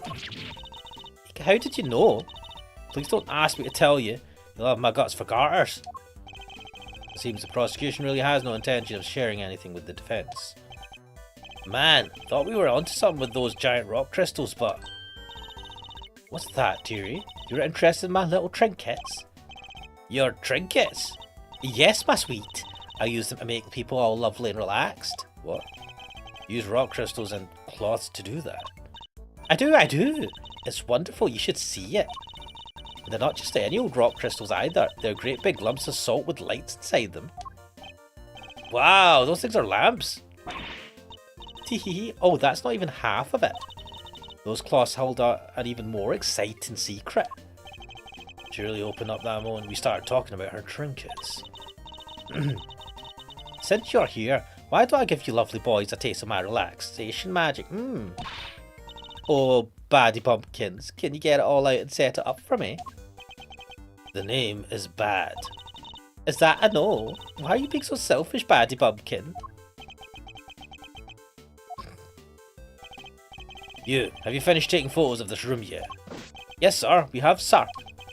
Then help Miss Scone here with something, well, yeah. Yes, sir, right away, sir. T-E-O, you're a sweetie at heart, aren't you, Baddie B? That's amazing, Miss Scone. You got him to do exactly what you wanted. That's some talent. What are we doing? What is happening here, man? Thank you so very much, Baddykins. And you, Officer Lovely. She's even giving nicknames to the forensics guys now. I guess it's her way of showing that she cares. So, what about this is supposed to be relaxing exactly? Oh, don't be a big sourpuss, Baddie B. The fun's only just beginning. Officer Lovely, you can switch it on now. Yes, ma'am. Ooh.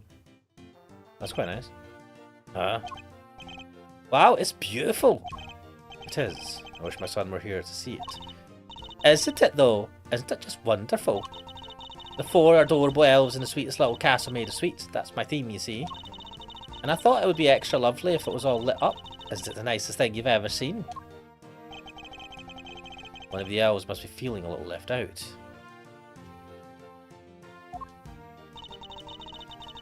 This is how it was supposed to look for the contest. But I'm glad you lovely boys got to see it at least. Wait, shouldn't the lamps be lit up too? Oh, what happened there, I wonder? I think we'd better take a look at the lamps and the elves one more time. I mean, we've not even looked at them once, to be fair. Wait, why can't I... I must scour the scene and inspect anything that catches my attention. First of all, let's have a look at this. What? Okay, we're not gonna... So Miss Scone had actually intended to use these lamps in her display. Then why were they stashed inside the castle?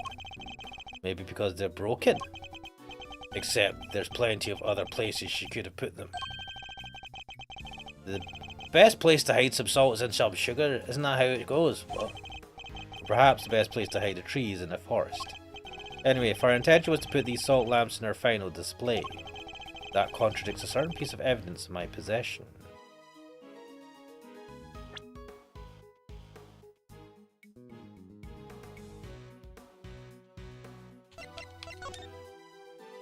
Non-confectionery items may not be used as decoration.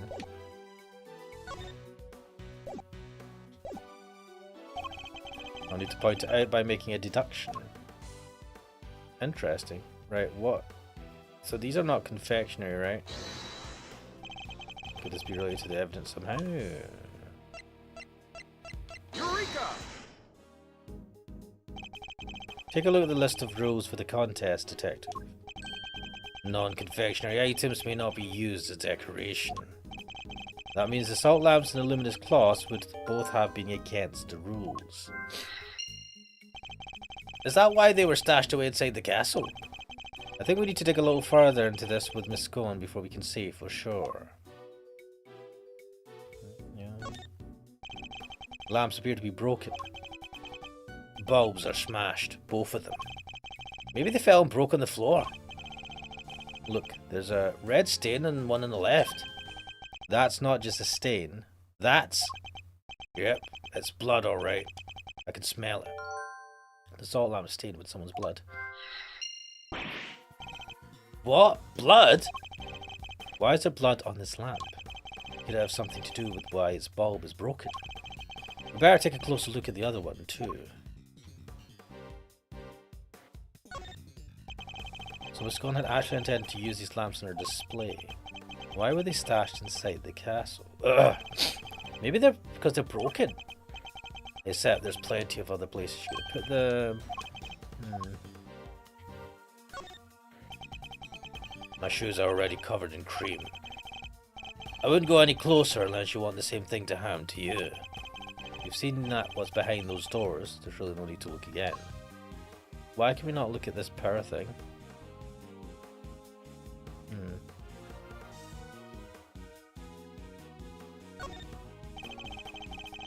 The doors look nicely decorated now thanks to the beautiful cloth around it. The cloth which we found inside the castle. A welcome door makes a welcome home. That's just common sense for us detectives. Says the man who just trampled all over the castle's entranceway. But I'll hold my tongue for now.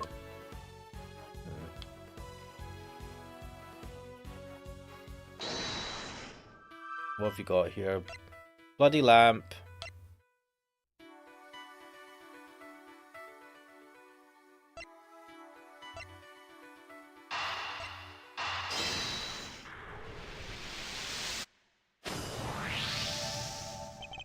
We know that the victim was struck and killed with something blunt. We found blood on one of the lamps, which has a smashed bulb inside. Could the lamp not have been the murder weapon? For sure, it could have definitely do enough damage to kill someone. You, science guy, did you finish now analysing the blood from the lamp yet? Yes, sir. Just got done a minute ago, sir. You're staying at the cooker. The blood is the victim's, no doubt about it. There you have it. Salt lamp added to the court record. Salt lamp found in Scope's room, stained with the victim's blood. The murder weapon was hidden in Miss Scone's room. I'm beginning to think we may need to add her to our list of suspects.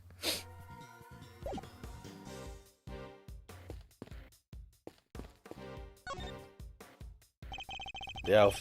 This elf doesn't have an illuminated cloth over it like the others. It's not fair to leave the poor guy out, Miss Scone. Well, I didn't want to, did I, dear?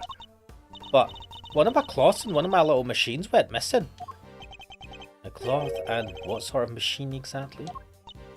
Oh, you'll never guess how it all works. Those luminous cloths are connected to these little thingamajigs. They're called full spectrum light emitting devices. They send light down the main cable and into each optical fibre strand. That's what makes the cloth glow. With a little bit of fiddling, you can change the light to any colour in the whole wide world. Bright red like ferocious fiery flames. Cold blue like clinking crystals of ice. They have these special batteries that last for donkey's years, and they don't mind the cold at all. Forgive me, so these mean machines, they're what makes a special luminous cloth light up in all these beautiful colours, Mr. E. I see, so much new technology I can barely keep up. So these light-emitting devices, you lost one of them in a piece of luminous cloth. That's right, Lambkin. Heaven only knows where they could have got to. This cloth could have something to do with the case. Luminous cloth added to the court record. What have you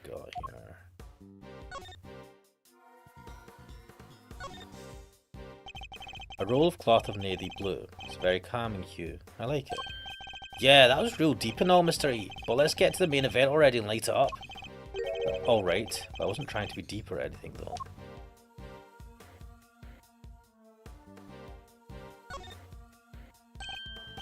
Whoa, look at all these buttons! I believe they're for changing the colour of the light. Try pressing one, Eddie.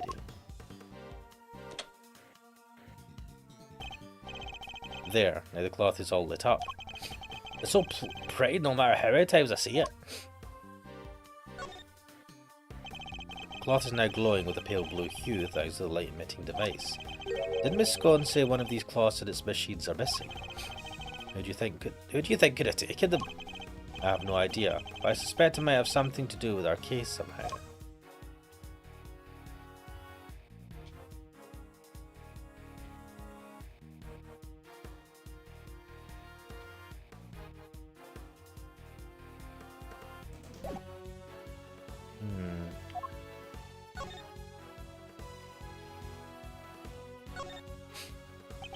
So the lamps both have these hexagonal stands at the bottom, right? Yes, I imagine the indentations and pillar were made to accommodate them. And boy do they fit like a glove! This lamp isn't working. No, unfortunately it appears to be broken. Would it be nice to see it all lit up just once? Miss Scone said it's good for relaxation, right? I could use some of that. Perhaps I'll get one for the office.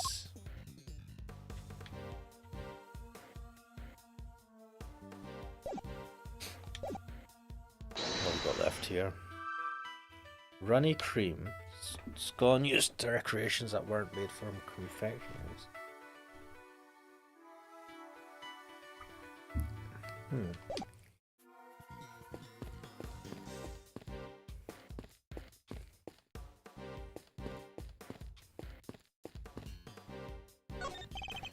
These must be the various tools Miss Scone used to build her castle. Buckets filled with cream, trowels and a brush. Is she a patissier or a plasterer? Don't you go making jokes at my expense, you cheeky young devil. I just don't slap stuff on walls like a silly old plasterer. I have to spread the cream out lovely and smooth, then work out all the rough patches. That's literally exactly what a plasterer does. Oh.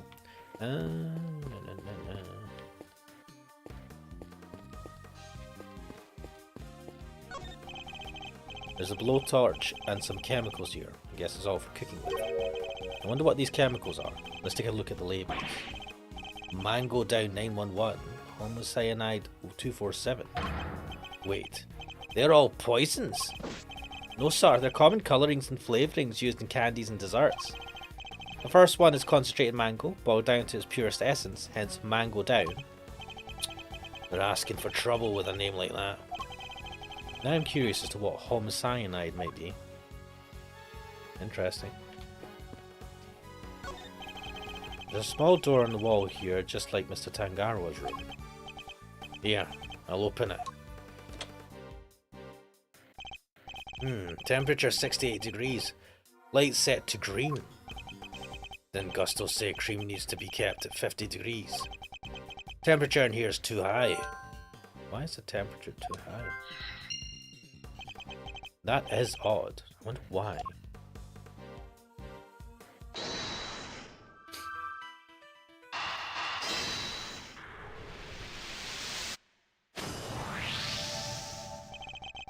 The whipped cream in this room is collapsing because the temperature is too high. It's 68 degrees. My messed up shoes can vouch for that. And yet, when you open the doors to the castle, the handles themselves were just fine. Yeah, they were sturdier than expected. Sturdy. That's not the way I would describe most things made of confectionaries. I think we better take another look at those handles, don't you?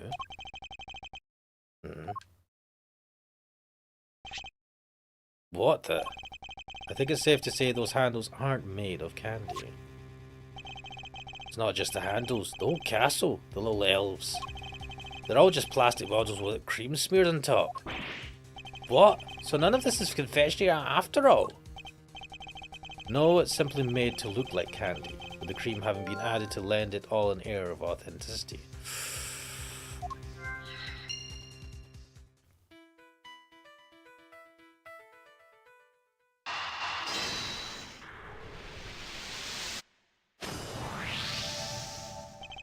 So not only did she use decorations that are against the rules, she didn't even make any real sweets. Miss Scone made a mockery of the rules. Yeah, guess she's not gonna get crowned world's greatest now. And why is it so warm in here? Do you think it's got something to do with all this? Great confections added to the court record. That's a good question. I think we'd better go ask Miss Scone herself.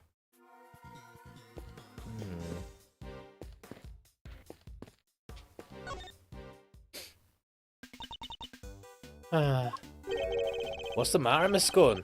You seem a whole lot less cheerful than you were a minute ago. Is it Mr. Von Karma? Did something happen between you two? What? Yeah, nothing happened at all. But you just said yes. That was a hello yes, you silly boy. Aren't you just the sweetest little sugar dumpling? Remind me, what was your name again? Oh, Eddie.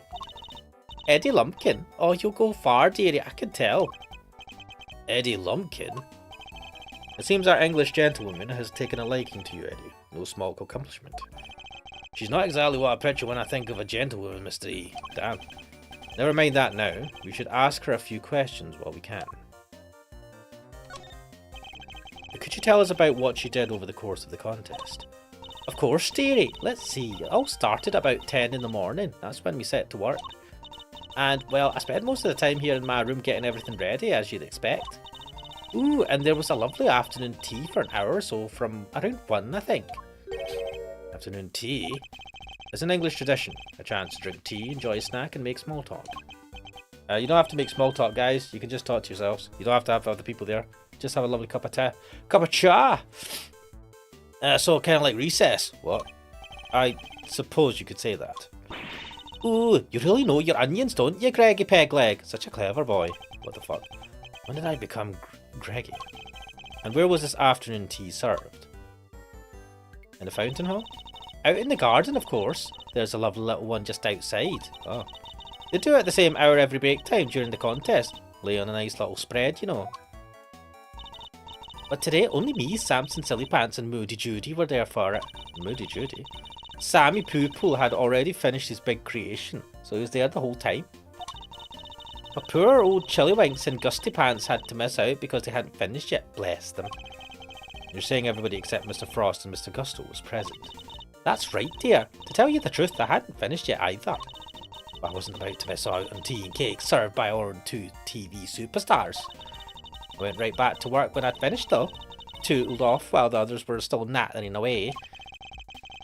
And at any point during the contest, did you visit any of the other competitors' rooms? Oh, but no, dear, don't be silly. That's strange, because your fingerprints were found in Mr. Tangaroa's room. Caught red-handed? Wait, so you admit you were there? Ooh, well, I can hardly deny it now, can I? But I didn't kill anybody, I swear. I suppose I'd better tell you what really happened. Just probably believe me, won't you, dear? What exactly were you doing in Mr. Tangaroa's room? Well, I suppose you'd call it research. Research? Sammy Poople's a dab hand when it comes to the old sweet making. Everybody knows that. So when I noticed there was no one in there, I just popped in for a quick bit of research, like I say. Pfft, you cheated. What kind of research leaves fingerprints? Yes, well, it stands to reason I'd leave fingerprints, doesn't it? After all, it's hardly research if you don't have a little nibble now, is it? What the fuck? What? You ate little pieces of them? So, the traces of tampering in Mr. Tangaroa's room was all of you. I'm ever so sorry, sweeties. I didn't mean to make a mess. I had to take a little bite here and there, didn't I? I didn't want poor Sammy Poople getting upset, so it was just the teensiest bits and pieces. Understand holding up the ship? You took a bite out of that too, I suppose. Oh yes, dear. Of course I did. It was you. You brought the whole thing crashing down. I'm sorry, my lovely. I truly am. Hold on, is that why you left the afternoon tea early? You were heading off for a second helping of sweets. Look, just please believe me, I never killed anybody, I promise. Her actions were certainly suspicious, but that's about all we can say for now. Miss Scone, why is the temperature of your room set to 68 degrees? Because I hate the cold, don't I, dearie? And besides, being chilly's no good for a girl. If I want to keep my fresh face complexion, I've got to be careful about these things. We ladies have to stay young, don't you know? Wait, how old is she?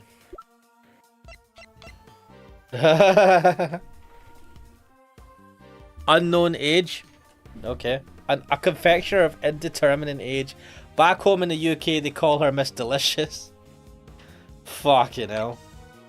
Van Carva.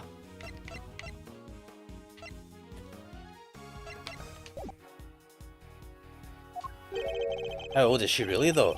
That's what I'd like to know. It's not polite to speculate on a person's age, Eddie. But most of your work is made out of whipped cream. And whipped cream needs to be kept at 50 degrees or it starts to deflate. Is that so, dearie? Well, silly me, eh? I've only gone and made a whoopsie. Wait, she really didn't know that?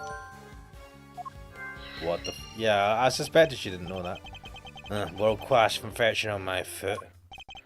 Not only did she break the rules by using fake candy, she's ignorant of basic facts about her supposed craft.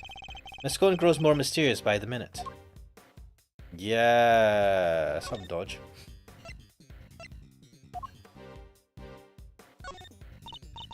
Ooh, look at that. Don't you have the loveliest toys, Craigie Pegleg? With that colour? Oh no, that won't do. Here, let me put a lovely splodge of cream on it. Please stop that.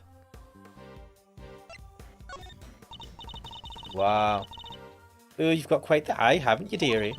You'd be amazed at how it works. Actually, never mind. Can't go giving away my secrets now, can I? Well, that was strange. What just happened? Did Mr. Von Karma bully her into staying silent about what she knows? Ooh, look at that!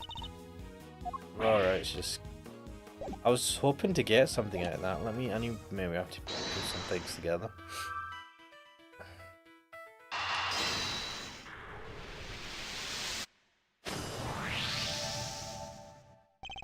Miss Scone appears to lack basic knowledge about how confectionery is created, and she says that she snuck into another entrance room for research purposes. Hardly the actions of a world-class confectioner competing for a major prize. Yeah, not how I'd picture a top pro acting. Does she maybe just lack a little confidence, or is she not actually a confectioner at all? Perhaps she had another agenda altogether.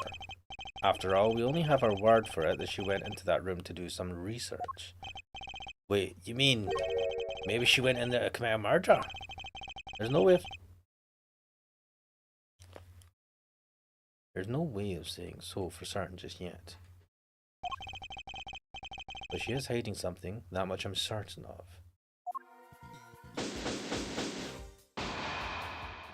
Suspicious, suspicious.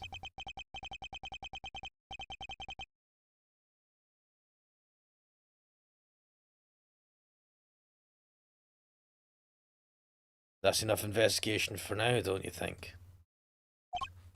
Yes, we've certainly found plenty of interest. Something's been bothering me for a while now. Mr. Von Karma would have surely found the murder weapon when he searched this room. And yet he didn't arrest Miss Scone. He didn't even seem interested in questioning her. I think our first priority should be to find out what he's really up to. Detective Bad, I have a few things I'd like to ask Mr. Von Karma. Me too. Him and Scone. Eek, how could you, Baddie Bumpkin? Stop staring at me like that. It appears Detective Bad is just as suspicious of Mr. Von Karma and Miss Scone as I am. Scone? Why am I saying Scone? Miss Scone, would you be so kind as to accompany us? Of course, dear. Where are we off to? To find Mr. Von Karma. December 24th, 8:05 PM, contest venue, Fountain Room. Mr. Von Karma, we'd like to speak with you if that's alright. Judging by your faces, I'm guessing you found the murder weapon. We did. It was in Miss Gon's room. Which means that Mr. Tangaroa should no longer be the only person of interest. Ha! Nonsense. It doesn't matter where the weapon was found. Tangaroa is guilty. And as long as this is my case, guilty he shall remain. How can he be so sure of Mr. Tangaroa's guilt? You have an explanation, I assume, for why the murder weapon was in Miss Gon's room. Of course I do. And I'll be delighted to share it with you. Oh shit, contact. The fucking questioning? Argument? I don't know. Argument. Tangaroa killed Frost with one of Scone's salt lamps in order to frame her for the murder. To complete the deception, he took her back to her room once the deed was done. After all, if it had been found near the victim's body, Tangaroa would have seemed doubly suspicious. Why would he leave the body in his room though?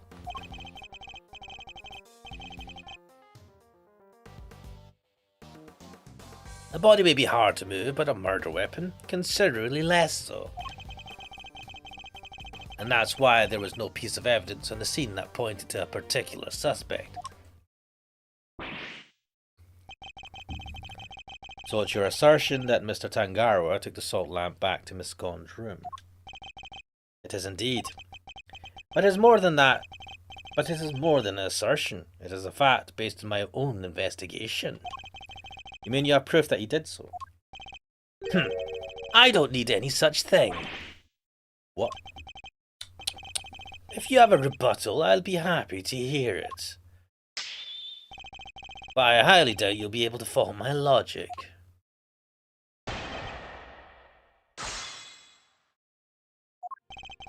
Tangaroa killed Frost with one of Scone's salt lamps in order to frame her for murder. To complete the deception, he took her back to her room once the deed was done. Let me check something. That's not. Did we check it for fingerprints? I don't think this has actually been checked for fingerprints.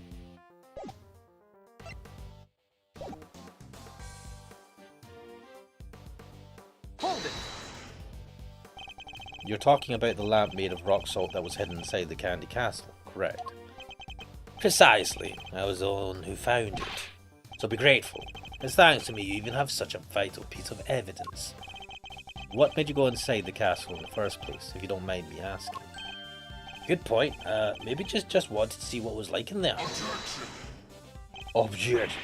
Fools! You think I went in there on a whim? I went in there because detectives are an incompetent lot, so I investigated it myself. But I had nothing to do with the initial investigation. That's right. Detective Bad wasn't a part of this investigation until very recently. If you want my trust, detective, you'll have to earn it. And a good first step would be to stop wasting my time. Now, if you'll allow me to continue. After all, it's been found near the victim's body. Tangaroa would have seemed doubly suspicious. But he came under suspicion anyway due to the body being in his room. So why... Would you like to hear a favourite expression of mine? Even a dog can hold still and stay. Now let me finish. Only I can say the same to you. A body may be hard to move, but a murder weapon considerably less so. Hold it. So you think he hid the body in the chest but removed the murder weapon from the crime scene? Yes, he foolishly believed his own creation to be the perfect hiding place. I'm sorry, I had to help myself. What? I think you mean you couldn't help yourself, no? She doesn't seem very sorry to me. In any case, the weapon was taken away while the body remained at the scene of the crime. And that is why there is no piece of evidence on the scene that pointed to a particular suspect. Hold it. But if there's no proof, how can you say for certain that Mr. Tangaroa is the culprit? Objection. Is that the best you could do at pressing me? Listen here. The presence of the body in Tangaroa's room is in itself proof enough of his guilt. Objection. And you didn't even find evidence pointing to any other possible suspects. Perhaps you should take another look. You might. You really don't give up, do you? There is no need to take another look. Tangara was guilty. End of story. If you insist on asserting otherwise, then show me some proof to back up your ridiculous claims. I have to think back over the scene of the crime. If Mr. Tangara really isn't guilty, then there must be something that points to somebody else.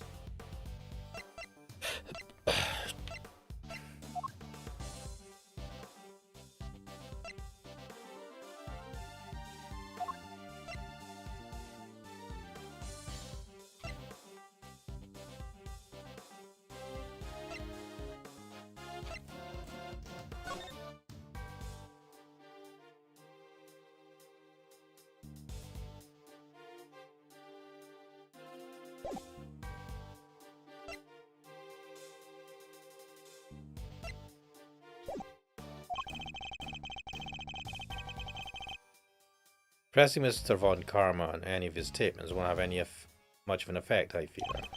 My only hope is to find a piece of evidence that contradicts his claims. Right, so...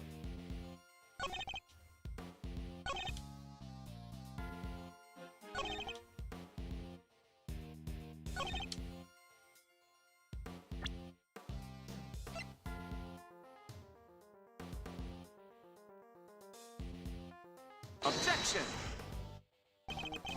Oh. Shit, I thought that would point to someone else. That's an odd thing to say, considering how it contradicts with this. Von Karma is perfect in every way, there's no contradictions here. Fuck. Did you really think you could make so much as a dent in my logic with that? Well...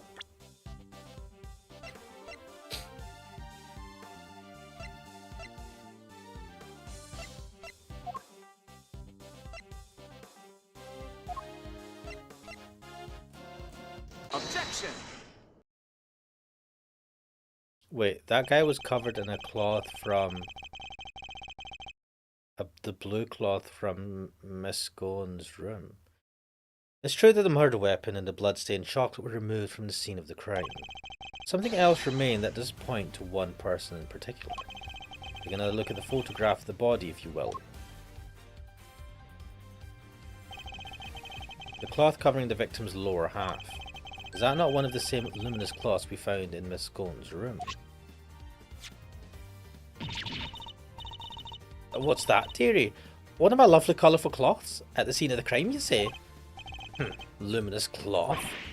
Nonsense, I see no light to speak of. I guess he doesn't know how it works. It may look like ordinary fabric at first glance, but attached one of these light-emitting devices, and the difference soon becomes apparent. Look at his face. I don't think he was expecting that. But the fact that the cloth can be lit up is neither here nor there. We have to show why it's important. One of the rolls of cloth from Miss Scone's room went missing.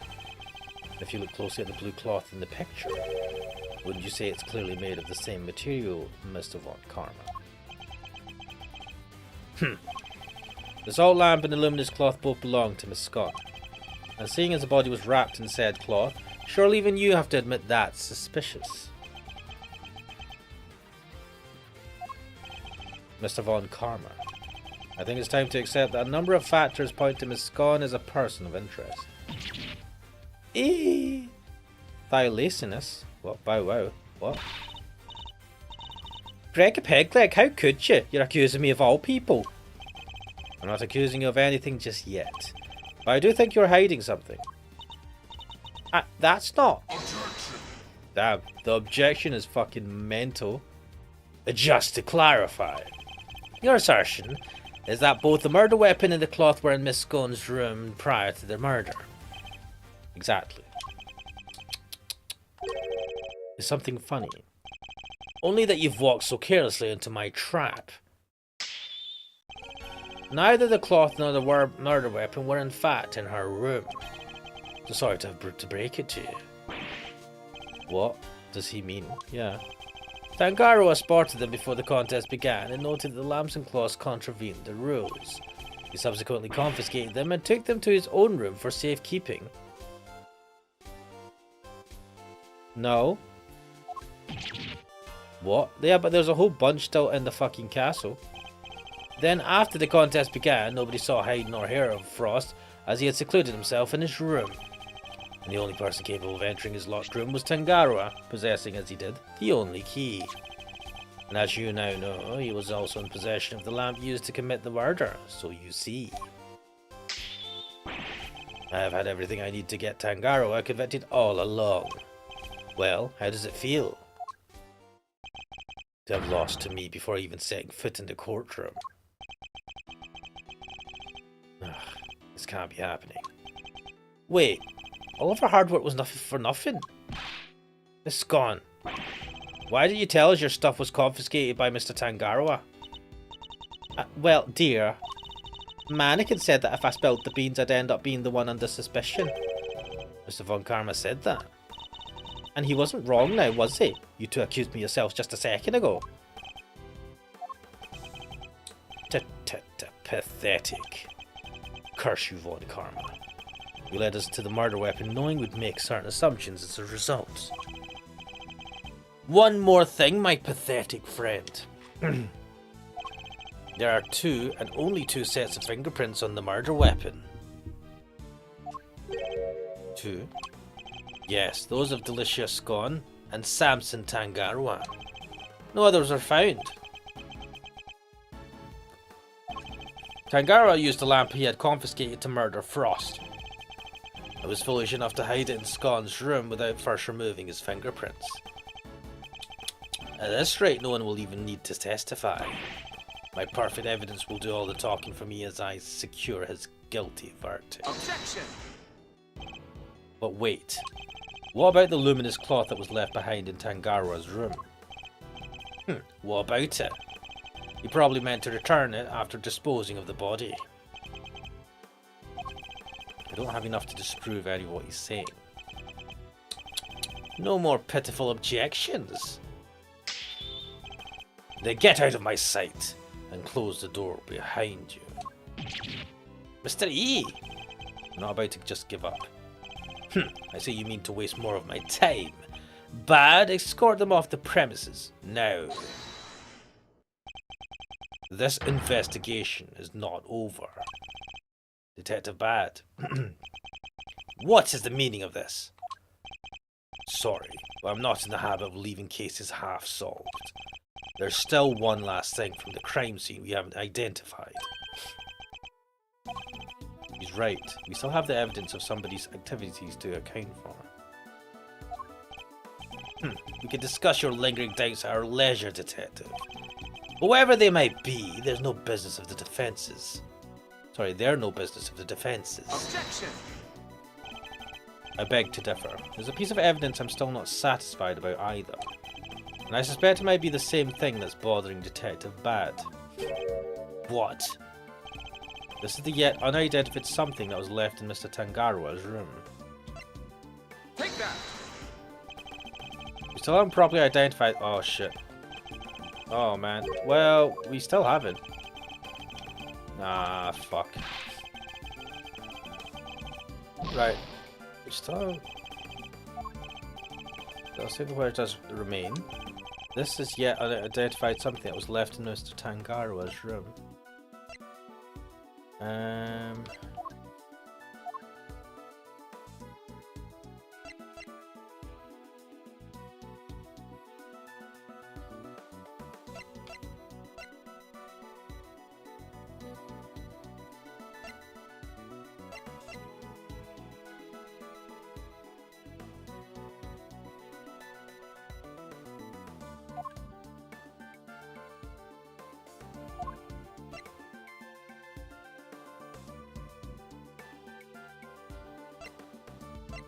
Take that! There are finger marks on one of Mr. Tangaroa's creations. We're not going to talk about the seal. Supposing they belong to the murderer, it could certainly explain how their prints didn't end up on the murder weapon. How do you know so much about the crime scene? because I let them look around. You let the defense examine the scene, Bad? Are you out of your mind? I don't remember you telling me not to. Insolent worm. You do well to remember this then, detective. The results of your next salary review are up to me. Wait, why do the fucking prosecutors have rights over detectives' salaries? Ugh.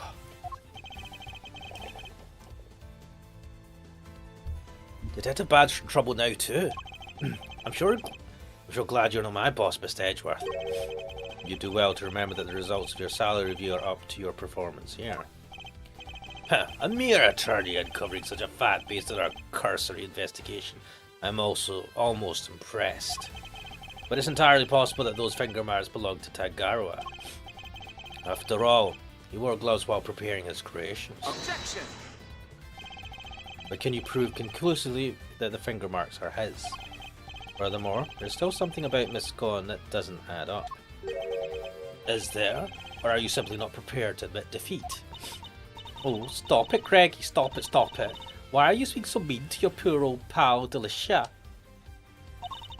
I hold up to nibbling poor Sammy Poo-Poo's sweeties. Fuck it all. What more do you want? I don't want to have to make you a suspect, that much is clear. But you lied to us. And you're still not telling us everything. Craigie, stop it. Stop bullying me. I'm sorry, but you don't even know the temperature whipped cream should be kept at. What kind of professional confectioner doesn't know something as fundamental as that? I'm sorry, alright? I'm sorry, I'm just a silly, muddle-headed girl. What more do you want me to say? I don't think you're muddle-headed at all. I think that you were never a confectioner in the first place. Enough! I'll thank you to keep your baseless accusations to yourself. Evidence is everything in a courtroom, in case you've forgotten. If you're going to accuse a witness of perjury, then I demand that you present something to back it up. But this isn't a courtroom, is it? Nevertheless. What proof do I have that Miss Scone doesn't know the first thing about making desserts?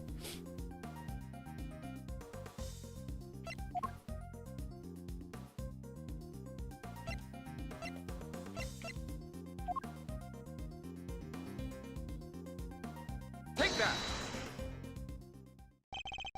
Every single one of Miss Scone's creations break the rules of the contest.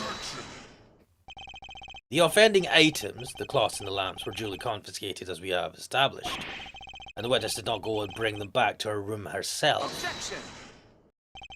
But those weren't the only rule-breaking items in her room. What? The entire fantastical world Miss Scone created, every last bit of it. It's all just a collection of plastic models slathered in whipped cream. That cream is the only authentic confectionery in the room. No real world title contender would ever stoop so low. Is this true, Bad? Yep, saw it with my own eyes. Stepped in it with my own shoes. Did we finally convince him? With her lies exposed like this, surely he can't continue to deny the facts. Miss Scone, your actions place you firmly on our list of suspects. But no, dear, I'm no killer. Then why don't you finally start telling us the truth? Who are you really, and why were you tampering with your rival's work? Alright. What? What's going to happen here? The truth is, I'm not the adorable little cook you see before you. I'm actually a pharmacist, if you can believe it. What? A pharmacist? I can't blame him for being so surprised. This couldn't be further from what we'd imagined.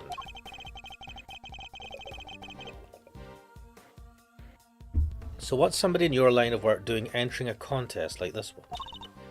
Well, I just love eating sweeties, if you must know. And Sammy Poo-Poo sweets are the best, or so they say. I just had to enter. I didn't mean to end up making all the way to the vinyl. What? How the fuck did you make it to the Even Mr. Von Karma is lost for words. That's it. That's the only reason you're here. Yes, dearie, and it was worth it. Samson's silly pants sweeties are the tastiest treats I've ever did eat. And the finger marks. Were you the one wearing the gloves? No, that wasn't me, dear. I don't even wear gloves.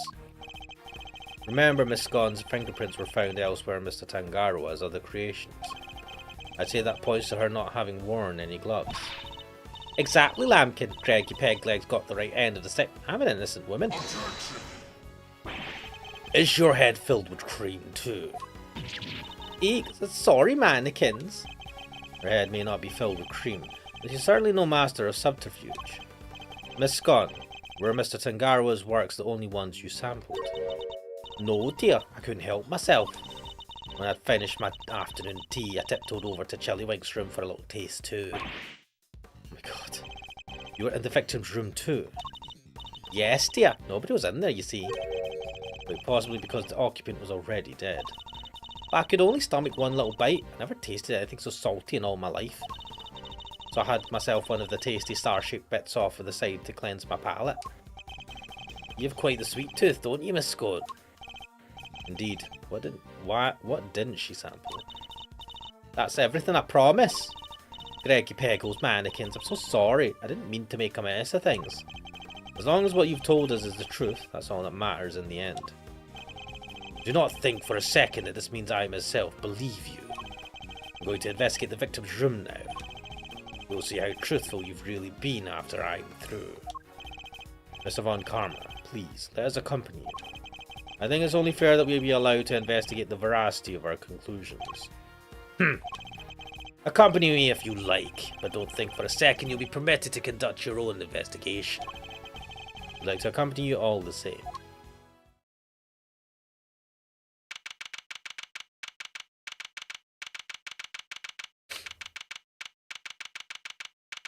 Frostrum. I think this is a good point to save.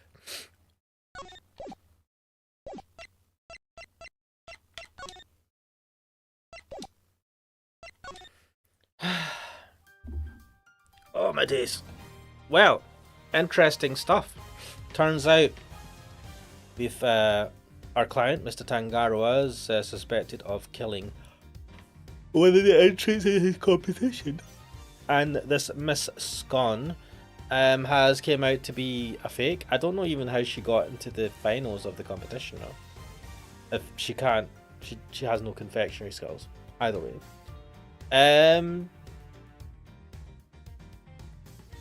We're gonna, well, in the next part of the playthrough, we're gonna investigate the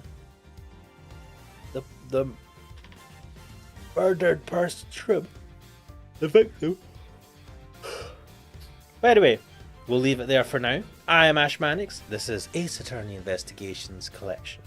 And I'll hopefully see you guys next time. Later.